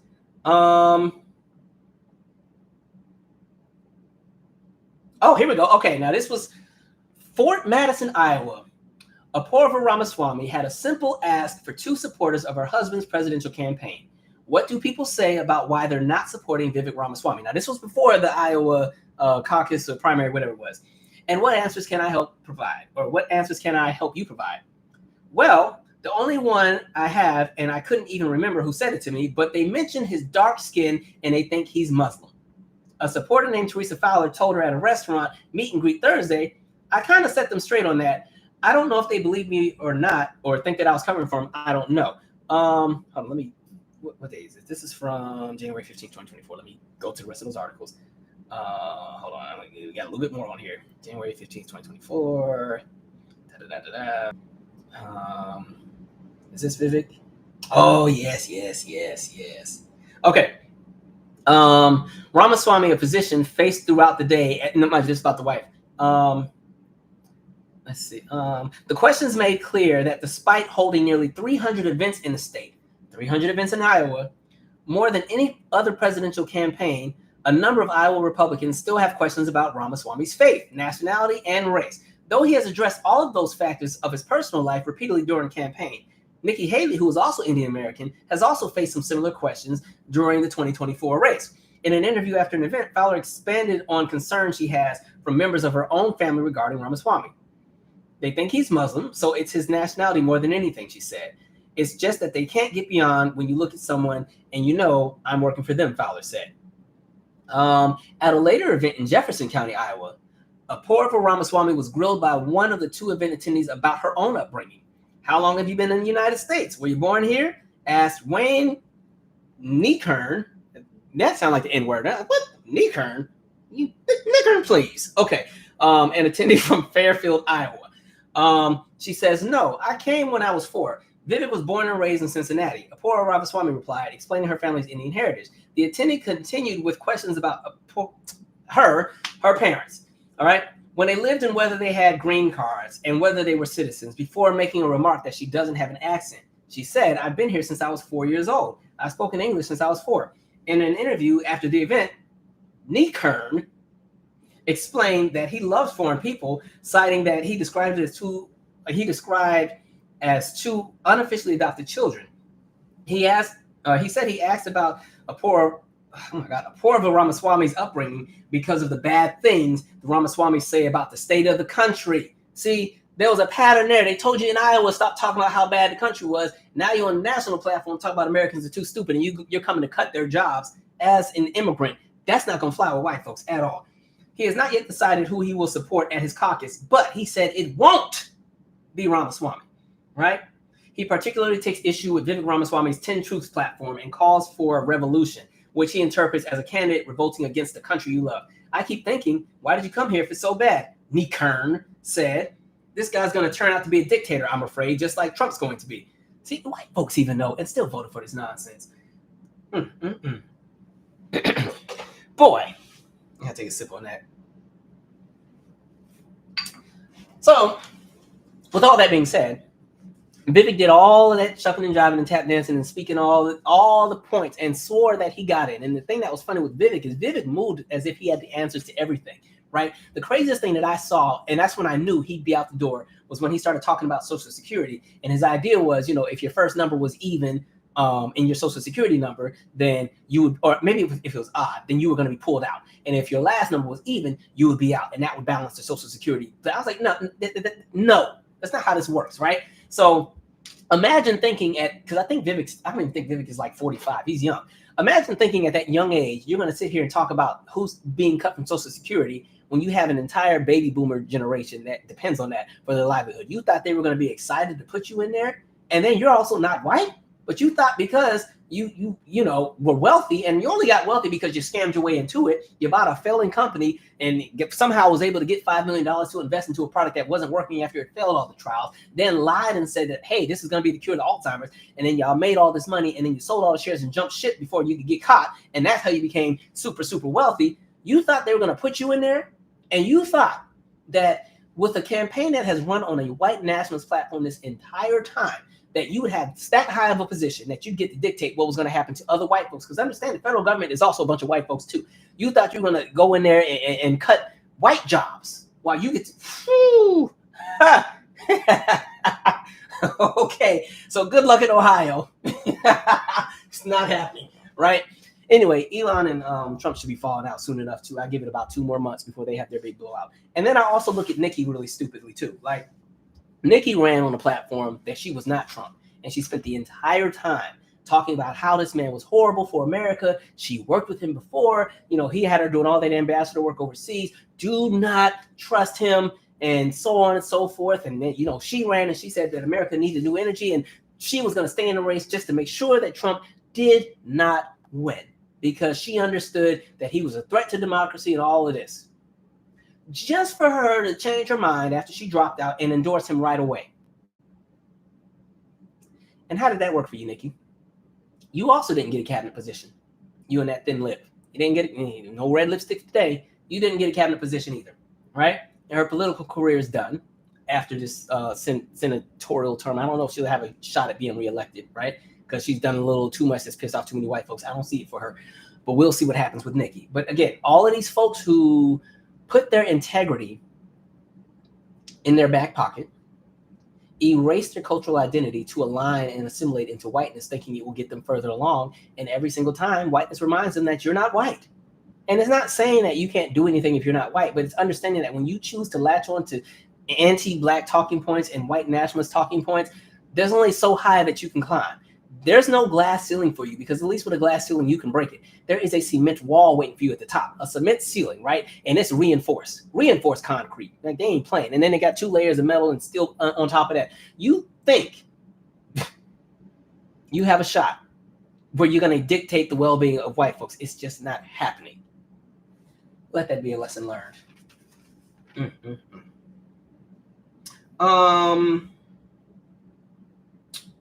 What else do I want to talk about on here? Yeah, that's crazy too. I'm going to shift from politics. Well, I'm gonna do one last piece and then we're gonna move on. The rest of this will not be politics, by the way. Candace Owens. Now, I have already done a video on her. My opinion does not change. I need people to also understand just because somebody makes some sense every now and then does not mean that they still have your best interest in mind, right? I've always said, if their core following is a bunch of white folks, but they're talking black people stuff, they're not here for us, right? Who's putting the money in their pockets is white America and white rage, which is why they will latch on to white nationalist talking points. So anyway, I say all that to say, we know that there was another school shooting, right? In Antioch High School. This time it's a kid who, and actually this is the second person that's done some kind of mass shooting event and referenced Candace Owens. This is somebody who spent all their time on the internet, on all the incel pages and the incel podcasts and listening to extremist talking points and all this crazy stuff. And he cited Candace Owens as one of his influences. All right. There's a reason why I say words matter. And there's a reason why I say you have to be careful with what it is that you indulge in. Right. Because it is very easy to become influenced by certain things. Right. And so with Candace, oddly enough, I got a lot of kickback from folks when I said my 2 cents about Candace, even black folks. Folks were like, and the sad part is a lot of what people were backing Candace behind was more so when we get into the conversation of like sexuality, because, you know, you do have people who have their viewpoints on sexuality. And so they would bypass all of the atrocities and everything that's anti-black and everything that's detrimental to black folks just because it meant that they could say their 2 cents about like different people when it comes to sexuality and what they don't agree with. Right. Interesting. But anyway, Candace is pissed because she's trying to say that everybody's trying to throw her name in this, and this is not, she has no responsibility to why this person felt that he needed to go and kill people at the school. Like I said, folks need to be careful who they run behind. And I don't think people sometimes realize the influence that they do have, right? Even if they aren't telling people to go and do certain things, when you put it out there that there's all these boogeymen and there's all these bad guys who are out to take everything that you ever had, and so on and so forth, and something must be done, and you use all the talking points that enrage people, what do you think people are going to start going and doing? Right? Now, people might say, well, you sit here and cook white people all day. I'm like, no, I'm just telling you the history of what they've been doing and what you need to look out for and how to move and be 10 steps ahead of the game. Now, I didn't tell you how to go out there and start slicing heads off, right? So, nope. But again, like you start to see the challenge with just how easily manipulated people can become, because this is bigger than just Candace, like, right? Look at something like these blog sites and some of these podcasts and how they've been able to build huge audiences, a lot of times with skewed information, you know, because sometimes they will actually take things that are factual, but skew them to fit their narrative, because that's also one of the conversations when we talk about research and utilizing statistics. You can use statistics to paint a different picture in order to make your argument work when you're working against something, even if the statistics go against your research. Like, there's so many things that people can do to utilize and manipulate information and pass it along to people. And living in this current era where a lot of times there's lots of people who have the light bulb is just going off, right? Light bulb, boom, just went off a year ago. They don't really have the insight on everything when it comes to history. They may not know the origins of everything. They just know something doesn't add up.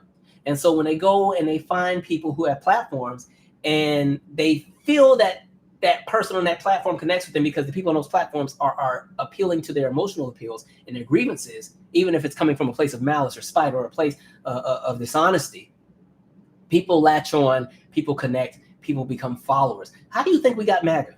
That crap is a damn cult, right? Even Republicans are like, dang, our party is just all over the place, right? Because, you know, you have so many people that are on that side where there are people who are willing to take a bullet for this man, right?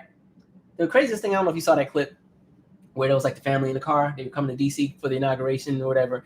But, you know, it's been snowing here every now and then. So it had snowed like the week before. And they were like in the car singing YMCA because for some reason that's the MAGA theme song. And I was like, do y'all know about the Village People? Okay. Good luck. Have fun. All right. Anyway, they're in the car singing the YMCA song and driving all super fast and trying to make fun of the people who were driving the speed limit. And then the car skidded off the road and then wrecked. Like, weird, right? People who have just kind of they feel invincible and feel empowered at the same time by running behind some of the nonsense that's happening. Just know, words matter, right? A lot of these mass shootings at mosques and everything, people really latch on to things that these people say. Think about the whole QAnon movement. You're not hearing about it as much because it seems to have slowed down. But think about the guy who thought that there was an entire, child trafficking ring at a pizza parlor in DC. In the basement, and Hillary Clinton and all of them had all kind of kids that were being shipped to different islands and stuff, right? And here comes this man coming to this pizza parlor with an AR-15 ready to kill everybody. And this pizza parlor doesn't even have a basement. They just make pizza. But it's so easy to get people riled up and manipulated into disinformation. It's very easy, unfortunately. And a lot of folks have built their entire brands on that. And for a lot of folks, again, the goal is not about making a better society. The goal for them is not about making sure that everybody does well. Like, as much as I be cooking folks on here, I just want to live in a world where everybody's good. Because once everybody, if everybody was good and everybody was happy and not worried about everybody else, we wouldn't have half the problems. But that's not it. Now, listen, I fight for me and mine. That's my priority. But I also still have empathy for other people's experience. But, I'm not on here trying to make everybody else's life miserable so me and mine can get up. Like, I just want folks to leave us alone. Like, leave us alone, please. Right? But yeah, so you have all these people who put a lot of nonsense out there and people easily latch onto it and they move and they act on it, right? Look into some of these people who have fallen into cults and how easy it was for them to get into it, right? Anyway, what else do I have on here? As far as the January 6th folks being pardoned, we saw it coming. Trump kept saying he was going to do it, so I'm not even shocked or surprised by any of it, right? But it goes to show you that even when it comes to policing, you know who it is that they actually want to police. And for all those police unions that are pissed off because he pardoned all of them, but y'all endorsed him because you thought he would be better for y'all, enjoy. That's what y'all chose to put in there. I do feel bad. Something that's thrown me off too. Byron Allen, I'm looking at a little sideways. The Allen Media Group has decided that they were going to get rid of all of their meteorologists and kind of have like a universal weather system thing that will be reported. This goes back to, again, the conversations of like profits over the well-being of people. And I think I'm a little disappointed with Byron Allen because it's like you also were the same person who had this big old lawsuit against Comcast because you were saying that they would not expand to like black business owners and everything else like that. And when the stuff was happening with your Comcast lawsuit, you wanted everybody to rally behind you and get in line because it's a black issue and a black this and a black that. And now here you are with your company, you laid off all these meteorologists. And the reason I'm concerned about it is, the Weather Channel or having one major outlet for weather is cool, and I get it. We all have iPhones that can tell you what's happening. But when we're in moments of real-time catastrophe, when those tornadoes pop up in the Midwest, in the South, right? And sometimes in the Mid-Atlantic region as well, right? And there's only a 2 or 3 minute warning. The reason those meteorologists were needed in those towns was because they could literally follow the radar specifically to that little piece that they're in and say, hey, if you're in this part of town, take shelter now, this, that, and the third. I don't know if this idea of having the big, giant universal system can do that. Because again, you have multiple systems moving at the same time in this country. Like, think about like the and we just talked about it, the Moore tornado in Oklahoma, like in 99, category 5, right? Even though lots of people died, lots of people were also saved because of the meteorologists who were able to tell people exactly where the storm was going, right? Even when you think of like, Atlanta's been hit by a few tornadoes. I don't know if you remember the tornado that actually literally went right over Phillips Arena, right? Like in those moments, those meteorologists that are right on the ground, that are right there, that can specifically focus on that specific area, you're literally compromising the safety of people in all of these different regions, all because of the conversation of profit. I think that's really effed up. Now, mind you, that's just his company. There are other meteorologists in these cities that are still represented at different networks, but it's kind of like, I get that everybody's trying to make their money, but dang, how much money do some of y'all need? Like, and when it comes at the expense of people's livelihood and safety, that's when you should be concerned. Like, you should be concerned that they want to gut, a lot of these agents. Like, again, going back to the idea of making the NIH pause their panel reviews on cancer research, right? Why? And seeing that cancer is something that does not discriminate based on wealth, you would think you would want there to be more options for treatment, right? Crazy to me. But anyway, we'll see what happens with that. But I feel bad. There was a lot of meteorologists that have just lost work. And then I think that sucks because there's only so many meteorologist roles to begin with that are available. And now you have this entire segment of folks who are looking for work in a field that's already oversaturated. And also, when you're talking about news media and journalism, because there's only so many outlets, a lot of times people have to relocate to find that job. News anchors have to go for, like, you ever notice, like, a lot of times when you get a new news anchor on your main news outlet, they're never from your city. They didn't came from New York and moved to Denver, Colorado, or they live in Wichita, Kansas, and they're moving to Billings, Montana to be the head anchor at the 5 o'clock news, or they're going from Tulalip, Washington, all the way to Lakeland, Florida. Like, you know, they're bouncing around because there's only so many positions open. So I don't think they realize what that means for those people's families. That's really effed up. Angela Walton, what's up? Thank you, Calvin. I've been watching since 2019. Tell all 986 of us to hit the like button. Yeah, y'all do what she said, please. Yeah, so that was really effed up. But again, this is why it's like sometimes even folks, they will have you come and rally behind them, and then they go and still do some terrible stuff. I'm gonna pause there, and I have one more topic, and then we'll just chop it up in the chat, and then we'll call it a day, right? This has been a pretty cool live to do, minus the freezing. Somebody said Elon and Bannon are getting into it. Yep, that's not gonna work either. I'm telling you, the fallout is gonna be an event to watch. Can I tell you exactly what I think is gonna happen? You may call me crazy, I don't care, right?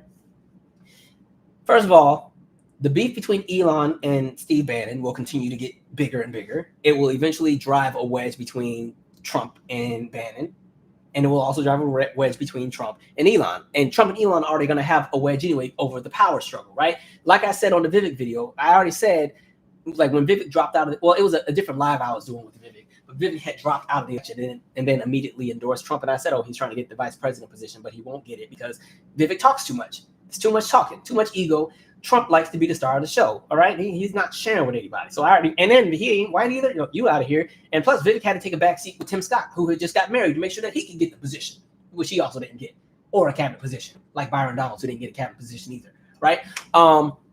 And so, you know, Elon and Trump are going to have their beef, right? But with the Steve Bannon crowd, Steve Bannon has the hearts of all the racist white Americans in the demographic. They're not really too excited about Elon because they feel like he's going to take their jobs away.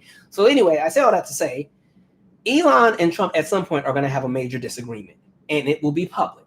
And once Trump feels that he's been turned on, you know how Trump has no problem getting rid of folks. He's going to cut Elon out of there. You're done. But Elon is not going to go quietly. Elon, because Elon is worth $413 billion, he has nothing to lose because who's going to check him, right? Elon will lay out everything and all of the dark secrets that Trump may have, whether that also includes possibly stealing some of the election, right? He will lay it out and put all of Trump's business out there, and it is going to be an S-word show. And whatever happens after this big giant fallout, because then Elon is going to actively work to make sure that Trump gets out of there, you're going to watch that entire side implode on itself as they have all the infighting, right? As Elon, because now this means Elon's access to a lot of different things within the federal level are going to be limited, because, you know, he's trying to make sure that he gets additional federal funding to fund all of his programs and projects and everything else like that. You know, he wants to build the big colony on Mars and all that other crap. So he wants to make sure he's still in good favor with the federal government. So he have no problem throwing Trump under the bus if there's anything Trump has done illegally, right? It will be a time to watch. It will be, I'm camped out. We'll see how that goes. Okay. Let me chop it up with the chat a little bit more. Let's see here. Let's see. Somebody said boomers will finish Social Security. And one of the reasons we even had that conversation is, you know, Congress has borrowed against Social Security so many times to pay off additional debts and never put it back. That's one of the reasons why some of these folks just want to get rid of it all the way, so they don't have to have that liability of putting back into the budget what was supposed to be there. So a lot of times when they're talking about, oh, we need to make more cuts to Social Security, it's more so rooted in the fact that Congress still hasn't put back what they borrowed from Social Security back into Social Security. And again, Social Security does not take away from the government, because that's money we put in. That's coming out of our paychecks every 2 weeks or every month or however people get paid, right? That's money we're putting into it. But it's kind of like, almost, I don't want to call it a Ponzi scheme, because it's not. But again, the other issue is, if everybody who's eligible were able to go and apply for it right now, they wouldn't have enough by the time you get to millennials, right? So it's a whole lot going on. But yeah, one of the things they love to do is keep trying to pull against Social Security and paint it as if it's an entitlement. It's not. But using the term entitlement also gets on my nerves too, because entitlement, they try to paint it as if people that aren't deserving are whining about something that's theirs. Now, I will say the term entitlement with Social Security makes sense because people are entitled to the money that they put into a system, right? Anyway. Somebody said, man forgot his, Faye James said, man forgot his skin tone speaking like that. Exactly. I don't know why Vivek thought he was in good. Like the ones who do, I'm telling you, the ones who do the most overperforming swear that they're going to be good when they get in the door. No. They'll let you get to a certain, like remember,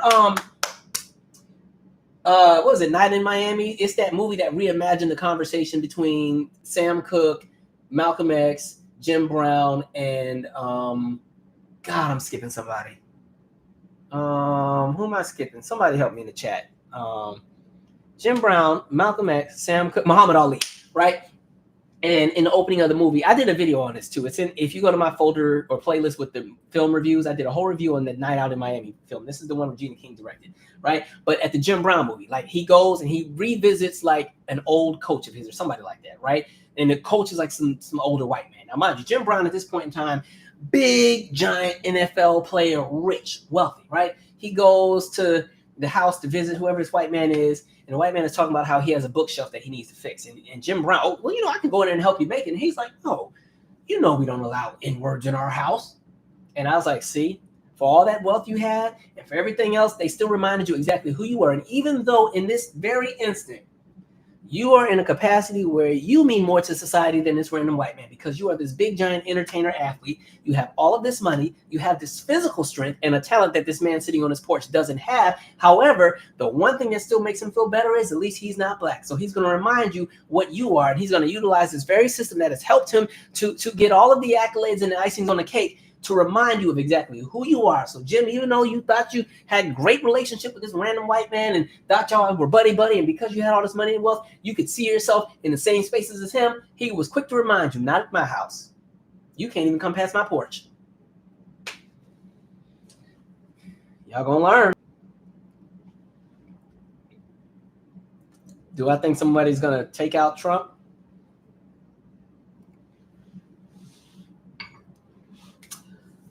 I like having my platform, but I do think when it starts getting to the point where a lot of white folks are losing their livelihood, you're going to see somebody enraged and respond. I'll say that. All right. Somebody said, I went to the what up, Shardy Shard? I went to the education department website and I didn't see anything new since Linda has been in that position. Most of the federal agencies have been told to not update anything. No new announcements, no new nothing. You're seeing stuff being stripped from the websites. The whitehouse.com website took off the entire Spanish language piece. That's all gone and done, right? Because, that was one of the other things too, the whole birthright citizenship thing that they're pushing, which will be interesting to me because a lot of these Republicans who are supporting it, I was like, Marco Rubio, neither one of your parents were born here, so are you going back too? But yeah, so see how that goes. Oh, y'all talk about Candace Owens. I always had my smoke for Candace, but when Candace made a whole documentary and tried to paint the narrative of George Floyd died because he was a drug addict, not because a cop put his full body weight on his neck for 8 minutes and pressed down and killed him, I knew right then and there, do not take her serious. And every now and then she's going to talk about black people this, black people that. And notice that every time she has a conversation or a dialogue about Black America, it's always from a standpoint where we're all stupid and she's the smart one. She's the exception. We need to follow her, right? That tells you everything you need to know. She ain't the one. And my question would always be, do you trust Candace with reparations? If they were to give Black Americans reparations and they selected one black person who would manage how it would be distributed, would you give it to Candace to handle?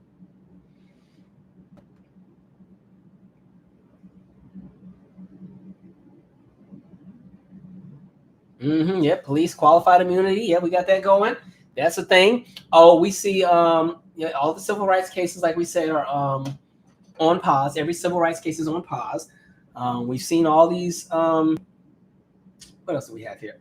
Oh, private prisons. One of the things that was also in the executive order was, Joe Biden had put as an executive order moving the federal government away from private prisons, right? I think he did that in 2021, right? That's been gutted. And ever since then, the stock price GEO, which is all about private prisons, their stock has jumped up 131%, right?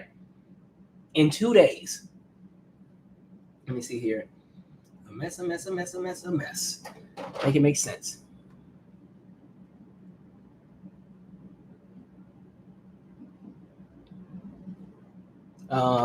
Miami said two big head eagles will clash so epically. Yeah, Elon and Trump, it's going to be a moment. When I tell you all of their darkest secrets are going to be exposed because they're going to put it all out there, right?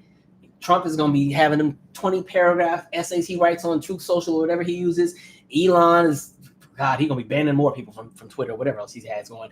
Yeah, they got dirt on each other, right? And the fact that Elon lived at Mar-a-Lago for like a month after Trump won and hadn't even gone home. Elon has seen a whole lot over there, right?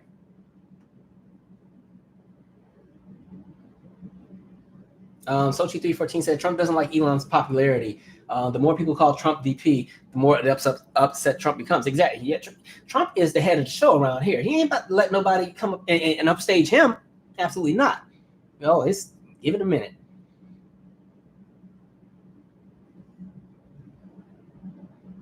And that's stupid too. What's this I'm hearing about Trump wanting to get rid of the income tax? Yeah, that's going to destroy infrastructure in this country. Like, the other issue I have, there are so many people in positions of power right now who know nothing. But because whiteness has afforded them the privilege of being seen as the standard, they think they can do no wrong, right? And so you got a lot of folks who don't know anything in charge of everything. That's a dangerous slippery slope. Trump has done no research on any of this. And even the people he brings into his cabinet, like he has a cabinet of all yes men right now.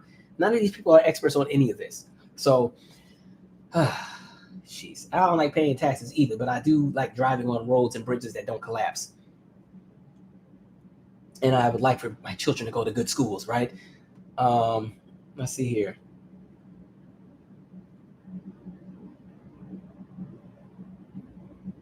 Oh, I forgot about that too. Oh, the tariffs are going to go into effect February 1st. And what did he say? Tariff on Canada, tariff on Mexico. I'm like, why? You notice everything he's done so far is punitive, right? And everything he's done, it stirs a problem. It's all disruptive. I think most Americans want to just be at peace and be left alone and have the opportunity to thrive and do well, not have their lives keep being uprooted and gutted by dumb stuff, right? And again, a lot of these Trump decisions are sporadic and spontaneous, things he's just thought about in the moment and then acts on, right? Why are we burning our bridges with Mexico and Canada, right? You know, he has his tariff plans for China too. I'm like, the U.S. and China are so intertwined with our economies because of our trade agreements. As much as y'all would want to paint them to be the devil and they paint us to be the devil, why mess up all of that and throw our economy more into relapse? Like, just what are you doing? A mess. One last thing that I did see, which I found interesting. Like I said, I need people to stop pocket watching. I saw this random post, and this is more of a silly topic, but I saw this post where this person was talking about how I guess something about how they judge anybody that's over the age of 21 that's still working in fast food. And my response to that is I need everybody to stop acting like they're rich. 2, 21 to me is an age where that's still, first of all, work is work. If you got a job, I respect it, right? Work is work. People are going to do whatever they do to make a living, to get by with whatever is afforded to them in that moment. But 21 to me is not an age where you're going to be at a top exec position because you're just entering the workforce, especially if you just got out of college, right? And I found it really interesting that was kind of a thing that people hopped on, because a lot of people are like, yeah, man, by 21, you should be making blah, blah, blah. Bull. Nonsense. And if you listen to my podcast, especially the very first episode, I talked about like my experience coming out of college and being unemployed, right? I graduated just as the recession kicked off. There were no jobs, right? I had to go back to my hometown. I lived in a hometown that did not really have a booming economy because it was nothing there. My hometown was not even a city. Downtown was Walmart, right? And then this shopping center called Pacific Commons that had, at the time, before I left for college, it had like a Kmart, Dairy Queen, a pet store, this Mexican restaurant, Factory to You. It used to have a grocery store called Marketplace and Stock Market, but both of them had been going for years. And by the time I came back from college, all that was going. The only thing that was in the shopping center at that point was the Kmart was holding on, the Dairy Queen, the pet store, the Mexican restaurant. There were no jobs. And I had to compete with people that were in their 50s and their 60s who also lost their jobs when the economy crashed, right? And so because I had no work experience, because all of my experience was through the university, you know, being a resident assistant and a conference assistant and, you know, different internships with the university, that wasn't really seen as real work. And so I'm competing to wash dishes at Applebee's with other people, right? I'm going to Joann Fabrics trying to just cut some cloth, and they ain't hiring. Golden Girls said, no, you can't come up in here. We already got this book and stuff. And so I think, again, fortunately for me, eventually I landed my career or first career job, which was running a community center. And that was just because they were so desperate because nobody wanted that job. But yeah, I think this idea of pocket watching and judging people, my thing is, if people are doing the best that they can, who are you to criticize what they're doing? McDonald's is honest work, right? You are feeding America. All of us have had a moment where we didn't feel like cooking, or we were hungry, or we only had 20 minutes to grab something really quick. And McDonald's or Wendy's or whatever fast food place you go to, if you go to one, they made your day that moment. They helped you really quick, right? You had that moment where you were late for a meeting. You just went through the drive-thru, had to get you a McGriddle real quick and drive with one hand. Like, so to sit there and try to tear down somebody's occupation, I have no judgment for anybody with whatever work they do, especially when it's honest work. So I think folks have to get out of the habit of thinking that they're better than others because they may fall in a certain tax bracket. Because at the end of the day, we see the numbers. Most of us ain't rich, right? And even people who are making a decent salary, by the time you add up the cost of living and housing and subtract people who might have student loans or credit card debt, or who may have children, or who may be taking care of a sick parent or grandparent or whatever, you never know anybody's situation. So please get out of the habit of pocket watching. This is more annoying than when we were in the pandemic and everybody got them $1,200 stimmies, and then folks were like, you should be using that $1,200 to start a business. And I'm like, what business are you starting with $1,200? And how are you going to sustain it, right? If you just lost your, like, I know when with my previous job, when the pandemic hit, we automatically went to a furlough. They laid off every person who was part-time, and then all of us full-time folks, we were furloughed down to 80%, right? And so in that moment, you know, you think if I'm getting my little stimmy, I'm not thinking about trying to start a business. I'm trying to make sure I can still pay my rent, right? And so people were like, yeah, you should be starting a business, blah, blah, blah. And listen, I've already said a million times, everybody is not going to be a business owner. That's not what everybody wants to do, right?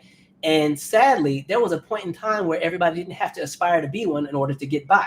There was a time and period where you could have a factory job and live in a one-income household and raise a family and still have enough to buy a car, still have enough to send your kids to college, still have enough to do a vacation here and there, and live well, where your spouse didn't even have to work. They took care of home, made sure the kids were good, right? There was a time where that was a thing. There was a time where you could have some of these jobs that people now look down on, and those jobs did everything. Look at what's the show Married with Children, right? Al Bundy, he worked at the shoe store. His job was to put the little shoe stretcher in, make sure the people's shoes fit. And look how big his house was. Satellite TV. The daughter had a Jeep. They were living good.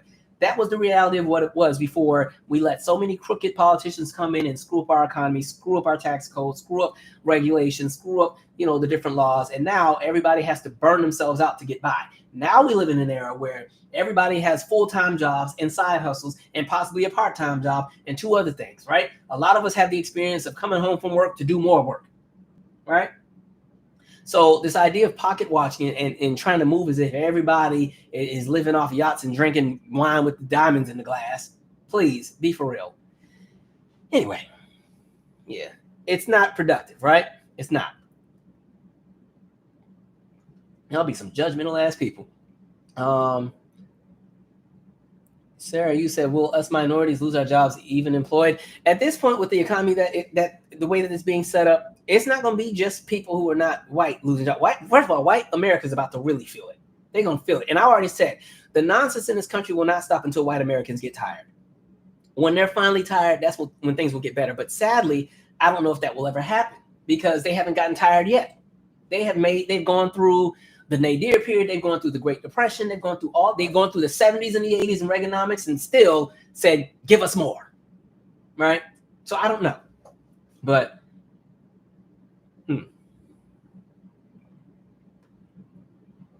a mess. We're about to really see some cause and effect in real time.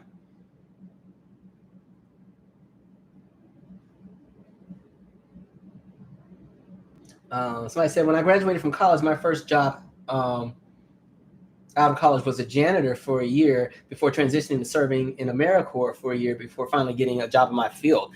Right. Like, just because, and that's the thing, just because you come out of undergrad, there's no guarantee that you automatically are going to just jump in and be in the money. Like, honestly, I didn't even start making decent money until like 2 years ago. And it was really after I stopped working with the kids. At that point, I had my salary working with the kids, which was okay. It wasn't a great salary, but it was enough for me to pay my bills.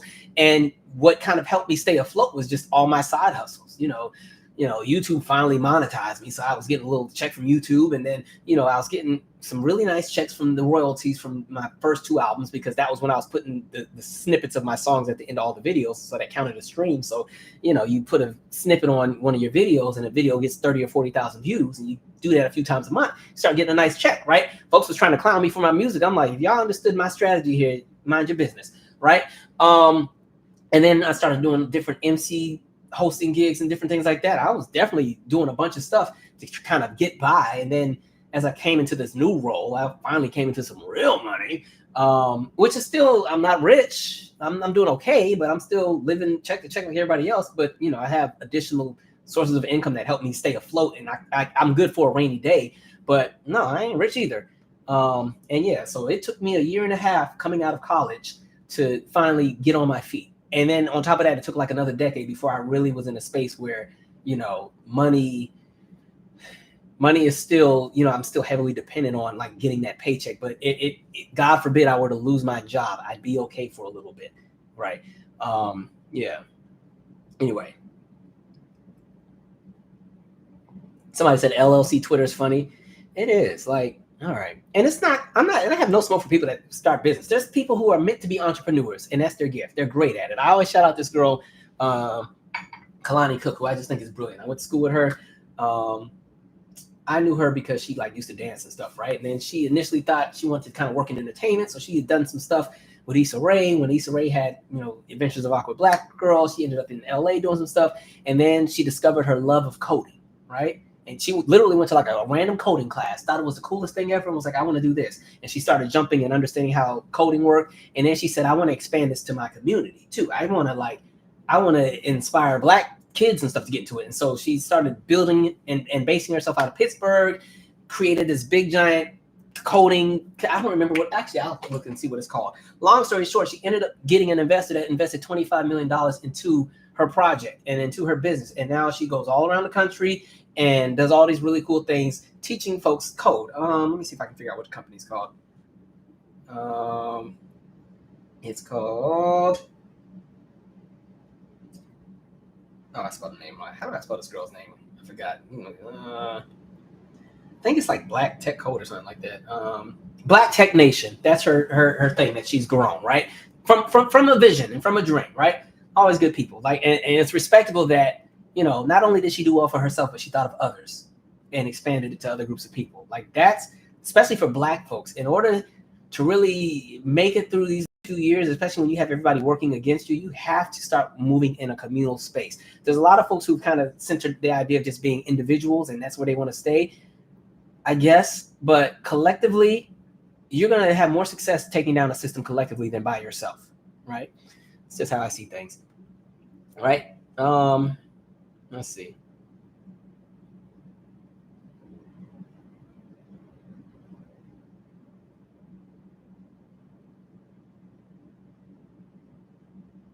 Kia said, not a business with $1,200. Exactly. I was like, what are you doing? Like, even, I have a friend that started a cleaning business that, they got that going. And there's so much money you have to put into just getting your business off the ground, especially if you have employees and payroll. That's why a lot of people take that loan out at first and try to get that business loan. So they have some cushion money to figure out if they got to have overhead expenses, like paying for rent for a building at a shopping center, or, making sure that they have enough to pay people or get equipment and all that. All that stuff is expensive. I don't know what they thought somebody was going to spend with $1,200 and get a what was I going to say? Have a profit that quickly and a large one, right? Like, some people are able to do it, but it's like, be for real. Somebody said, I am not a hustler. Let me see. This thing always jumping. Let's see. Somebody said, I disagree, Calvin. These new policies haven't trickled yet, but once it downs, then only will it be an epidemic. Yeah, the policy is going to take a minute, but I think the immediate piece that people are going to be feeling is like these people that are getting laid off, especially on that federal side. That's going to suck. Let's see. Somebody said, save money. If you don't need it, don't buy it. That's kind of the way I've been moving. Let's see.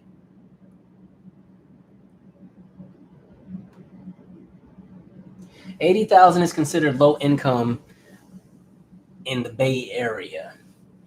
Yeah, especially San Francisco. My God, I seen what rent y'all paying over there. Do you think we'll be able to come together collectively, Black people?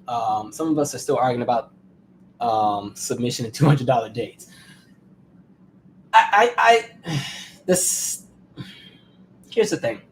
We're the only demographic that has to come together because we live under a system that works against us. We're the only demographic. Every other group can say whatever experience they have, but their anti-Blackness ain't going nowhere, right? And we live under a system of white supremacy that was triggered and kicked off through the lens of anti-Blackness. And so even when we have our different experiences, our differences of opinion, even when we move different, we got folks in the collective that are all in the way, but we all still live under that same umbrella. So there will be a huge segment of the collective that gets it, but there's also going to be some who don't, and who also don't care, and who also are so pressed to have proximity to the people that oppress us because they think it's going to give them a come up, right? And you also get people who come into money and say, to hell with everybody else, I made it. So my answer to that is no, which sounds horrible. But I think we will still have enough that I say the gift of Black people is we have the gift of discernment a lot of times collectively. We know what not to just jump into, which is why even though people try to tear Black folks apart because they still vote for Democrats, they vote for Democrats because they understand harm reduction. And they understand that, even though they might not be getting everything they necessarily want, the other side is trying to take a little bit that they have, right? It goes back to the same thing I keep saying with my analogy when you have the house with the kitchen on fire and the basement that's flooding. The basement represents Democrats, the kitchen on fire represents Republicans. What do you go after first? There's too many people who spend all their time trying to talk about the water and forget that fire is going to move faster and take apart the rest of the house. So while you spend all this time in the basement pissed about the water, you forgot and the whole house is going. When in reality, you could use the water in the basement to help put out the fire. But, so folks will figure it out. But I think my thing is at this point, collectively, you have to just build your tribe, build your community locally, and go from there. And we just keep moving, right? Support those grassroots organizations that are doing the work. Y'all know in my description, I got all the stuff that I support. Joyful Hands is one organization I support. Guns Down Friday is the main one I get behind because that's all about intra-community violence, right? People always want to talk about Black on Black crime. So I'm highlighting the organizations that work to combat and support communities so we don't have to have conversations of intra-community violence, right? But people never give those kind of organizations the funding and the support and the media attention because they always want to paint the picture that we're just vile, evil people, right? So I always say, especially in the DMV, you should really support Guns Down Friday. They do a lot. It's not even about just gun violence. They're doing backpack drives. They are supporting the families of people who are victims of police violence when it comes to helping to pay for funerals and everything like that. They do a lot. So they will always get a shout out from me every single time. So yeah, find organizations locally. And I'm just speaking of the one I know of specifically here in DC. But places like Chicago, Atlanta, all have these organizations that do the work. So connect with an organization, right? Find the skills and the talents of the people that you have a network with and see what it is that you can build, right? And sometimes it's not even about like trying to fix. Sometimes it's just about creating new opportunities, right? Think about all of the places where sometimes we're losing third spaces. When I say third spaces, I'm talking about places where people can go to hang out, where people can go to do different things, not retail, right? We're not talking the mall. We're not talking specifically, things that you got to spend money. One of my critiques about Washington, D.C. is that D.C. doesn't have a lot of third spaces. And even when it comes to teenagers, there is nothing for teenagers here to do. Everything is for adults and everything is expensive. And then they wonder why some of these idle teens who have nothing to do go around and wreak havoc everywhere because you built an entire, the city was already here, but you gentrified the entire city. You developed the entire city. You created everything to specifically benefit people who fall into a certain tax bracket. And then you push the residents out and push them away, strip them from different things, vilify them. And now you're mad because they don't respect the stuff that you built. And you're mad that every time you go to Metro Center, them kids out there snatching everything out the Gucci store. You didn't include them in none of it. I'd snatch a bag too. So, right. But anyway, third space is like, again, the idea of, let's say, there's not a lot of stuff for the arts, right? You might have a friend that just has a warehouse that, is for their business. And on Tuesdays, nobody's in the warehouse because it's closed. Maybe on that Tuesday, that warehouse can be a space where they host open mic nights in an art gallery for local artists. that are selling their t-shirts, selling their paintings, selling their whatever. On one side, you got the people who have all their items that they're selling, and on this side is the open mic night. And then at the same time, you got local vendors who showed up, people who got their catering businesses, their coffee shops. They might have their own wine brand, and they're there, and it's all these different things that are happening. And before you know it, you have this community thing that has taken place where people have been entertained, they've been served as far as different resources that may be available, and before you know it, people have also networked. People have made new connections, met new friends. And next thing you know, it's like you might be at a job interview, right? And you go in there, it's one of those job interviews where you've made it 3 rounds in and it's the panel.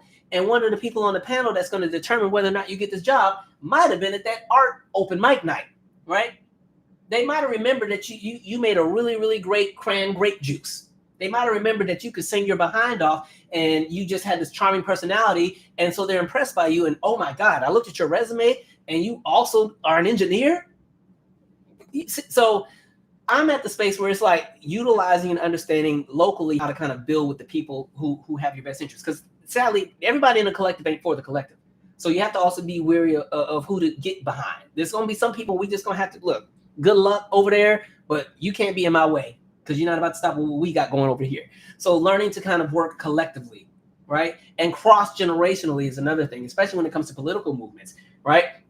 The weirdest thing about being my age as a millennial is watching how Gen Z moves, because I can see myself 10 years ago with some of the things that they're doing, right? And so sometimes it's like, man, everything that millennials were warned about around that time that we're now kind of warning like the next generation to kind of be wary of, and they may not always receive it. You're watching that cycle repeat, right? So, that cross-generational thing, right?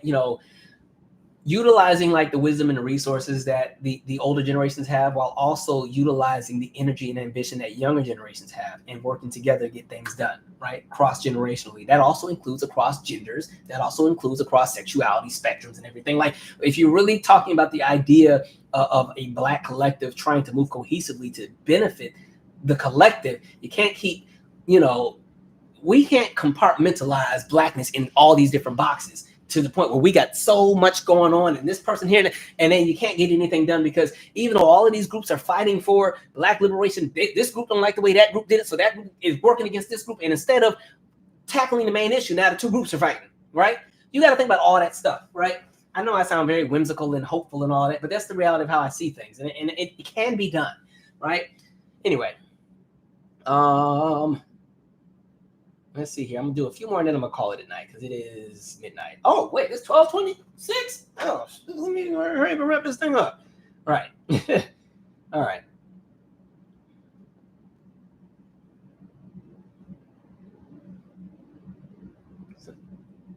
Somebody said, yeah, DC needs more third spaces. Yeah, and it's crazy too, because I think it also has to be spaces that match the experience of kids. I think a lot of the people who sometimes try to create these things, they're a little outdated, right?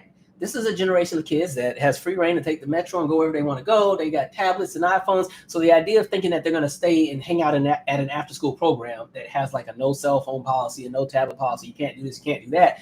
Yeah, that worked in 2005, but these kids, what's making them stay? Like, you have to kind of think of things that work for them too, all right?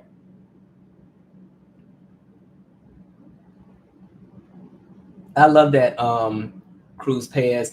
This is the time to know where your dollars are going. We need to control our dollars. Please do not fund your oppressors. Please be diligent that you don't. And I think with that too, being able, even if it's just one company that has done us wrong, and it's like we're staying away from that company, being able to actually be 10 toes down with it, right? The challenge is a lot of times convenience will kill progress, right? Being comfortable will kill progress sometimes, where people don't want to shake up their comfort or the convenience. And so they don't want to boycott Amazon for whatever reason, because hell, they got next day delivery. I'm not, so those are things to kind of think of.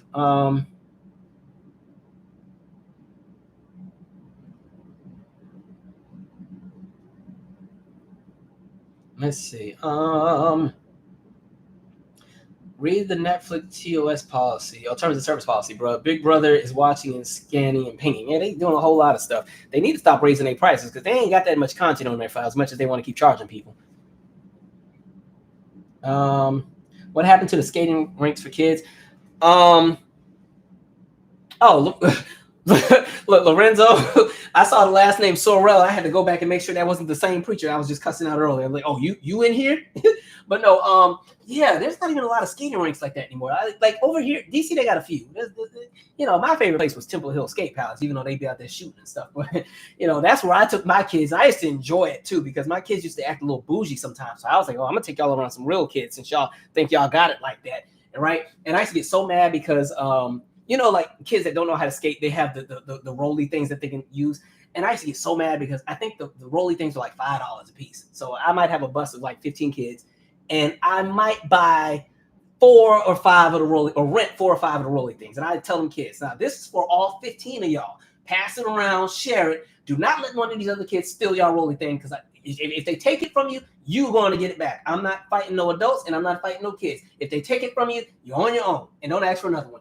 And it would be so funny because my kids swore that they were just so about that life, so tough they could beat up everybody. I would be in the line trying to get all the kids the soda and juice. And I turn around and look, ain't none of my kids got the little roller thing. All of them got it stolen from one of the other kids that stole it. I'm like, yeah, we're gonna have to have boxing classes at this center too, because y'all, okay. Whew. It makes me think like one time too, it was so funny. We went to the zoo. I had one kid who talked so much trash, right? If you listen to my podcast, his name is Namako on the podcast, but he used to run his mouth. You couldn't tell him nothing. He was bad about it. He could beat up everybody. He could fight everybody. He's the toughest guy on the block, right? We were at the zoo. There was this group of kids that was from Baltimore, right? And it was hot. It was, God, like 90 degrees that day. We out there sweating. So they had this group of kids from Baltimore that were by the water fountains, right? They're on the water fountains, and they kind of like were holding the water fountains hostage. They weren't letting nobody else get on it. So they're like sitting on the stands by the fountains and filling up their bottles and taking their time. And so I was like, oh, y'all go ahead and get y'all some water. So, I'm on my little break trying to chill, just having a minute because I've been with a group of kids for 2 or 3 hours, and they drive me crazy. And then Michael came, Mr. Michael, man, they won't let us use the water fountain. I said, well, remember how you said that you was from whatever, what was your set you said you was a part of? Go and get some water. You mean to tell me you can't get no water? These are kids on a field trip. And they wanted me to go over there and say something. I was like, no, go on and get the water. You got it. You about that life. And then, yeah, my kids were too scared. So I just go over there like, excuse me, y'all. Can we get the water for about 5 minutes and then y'all come right back, right? And the kids were nice, too. I'm like, y'all got to stop stereotyping your own collective, right? Stop thinking the worst of people. Them kids was just out there hanging out doing what they do, right? They were just waiting for their buses to come and pick them up to go to wherever they were going. But anyway, let's see. Somebody said Baltimore mentioned. Yes, I love me some Baltimore. That's one of my favorite places to go to. Like, I say at this point, if I had a second home, it's probably right now it's New York because I'm there so much. But Baltimore and Richmond, I also really enjoy going to a lot. When is the next podcast? The next podcast episode comes out on Tuesday. The next Comedically Hard-Headed podcast episode. I know it's been a good minute since we had the last one, and I left folks on a cliffhanger because y'all heard about a murder. So we'll get to that in the podcast, right? Savage said, sounds like that episode of Abbott Elementary. When I tell you it's such a universal experience, the experience of either being a teacher or like working in the after school realm or running a community center, I think that's why so many people like the show, because it really does like, I'm like, man, okay, this is all of our lives, right? Yeah, I enjoy Abbott Elementary. For you to create, said Gen X also try to keep millennials from making our mistakes. I'm not sure how many of you were actually listening to us, though. It, like I was saying, it's like a generational thing. Every generation thinks they got it figured out and will laugh in the faces of the other ones. And then the cycle, it's like you're watching the cycle keep repeating, right? But as the cycle repeats, the conditions continue to change when we're talking about just the makeup of how the economy is set up and how things move. So I'm like, people got to learn to work cross-generationally, right? You got to learn from those who've already been through it to tell you what to look out for. And for those who haven't been through it but are new in a different space, they can see things from a different perspective that some generations from before can't because they haven't had their experience, right? That was what I tried to explain on that nah, Whoopi, that's not how this works video when we were talking about like the economy and just how millennials, Gen Z, and the latter half of Gen X got a really, really, really, really crappy deal economically in this country, right? So there's that. Okay. This has been really cool.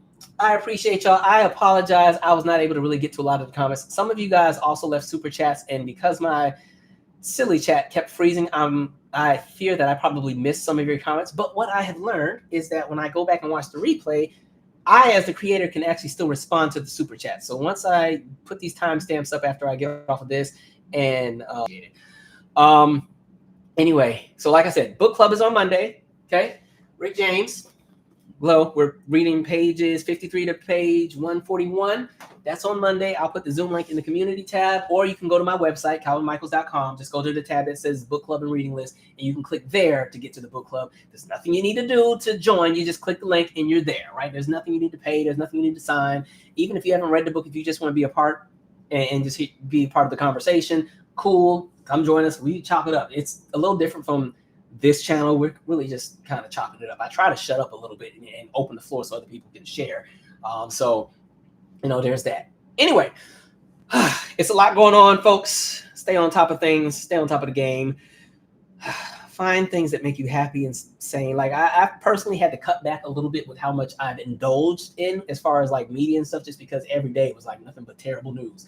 So like somebody was saying, I think it was maybe Clay Cain show was saying, observe but don't like overindulge. I think that's what it said, right?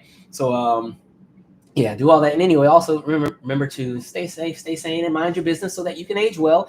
And we'll see you next time. Good night, folks.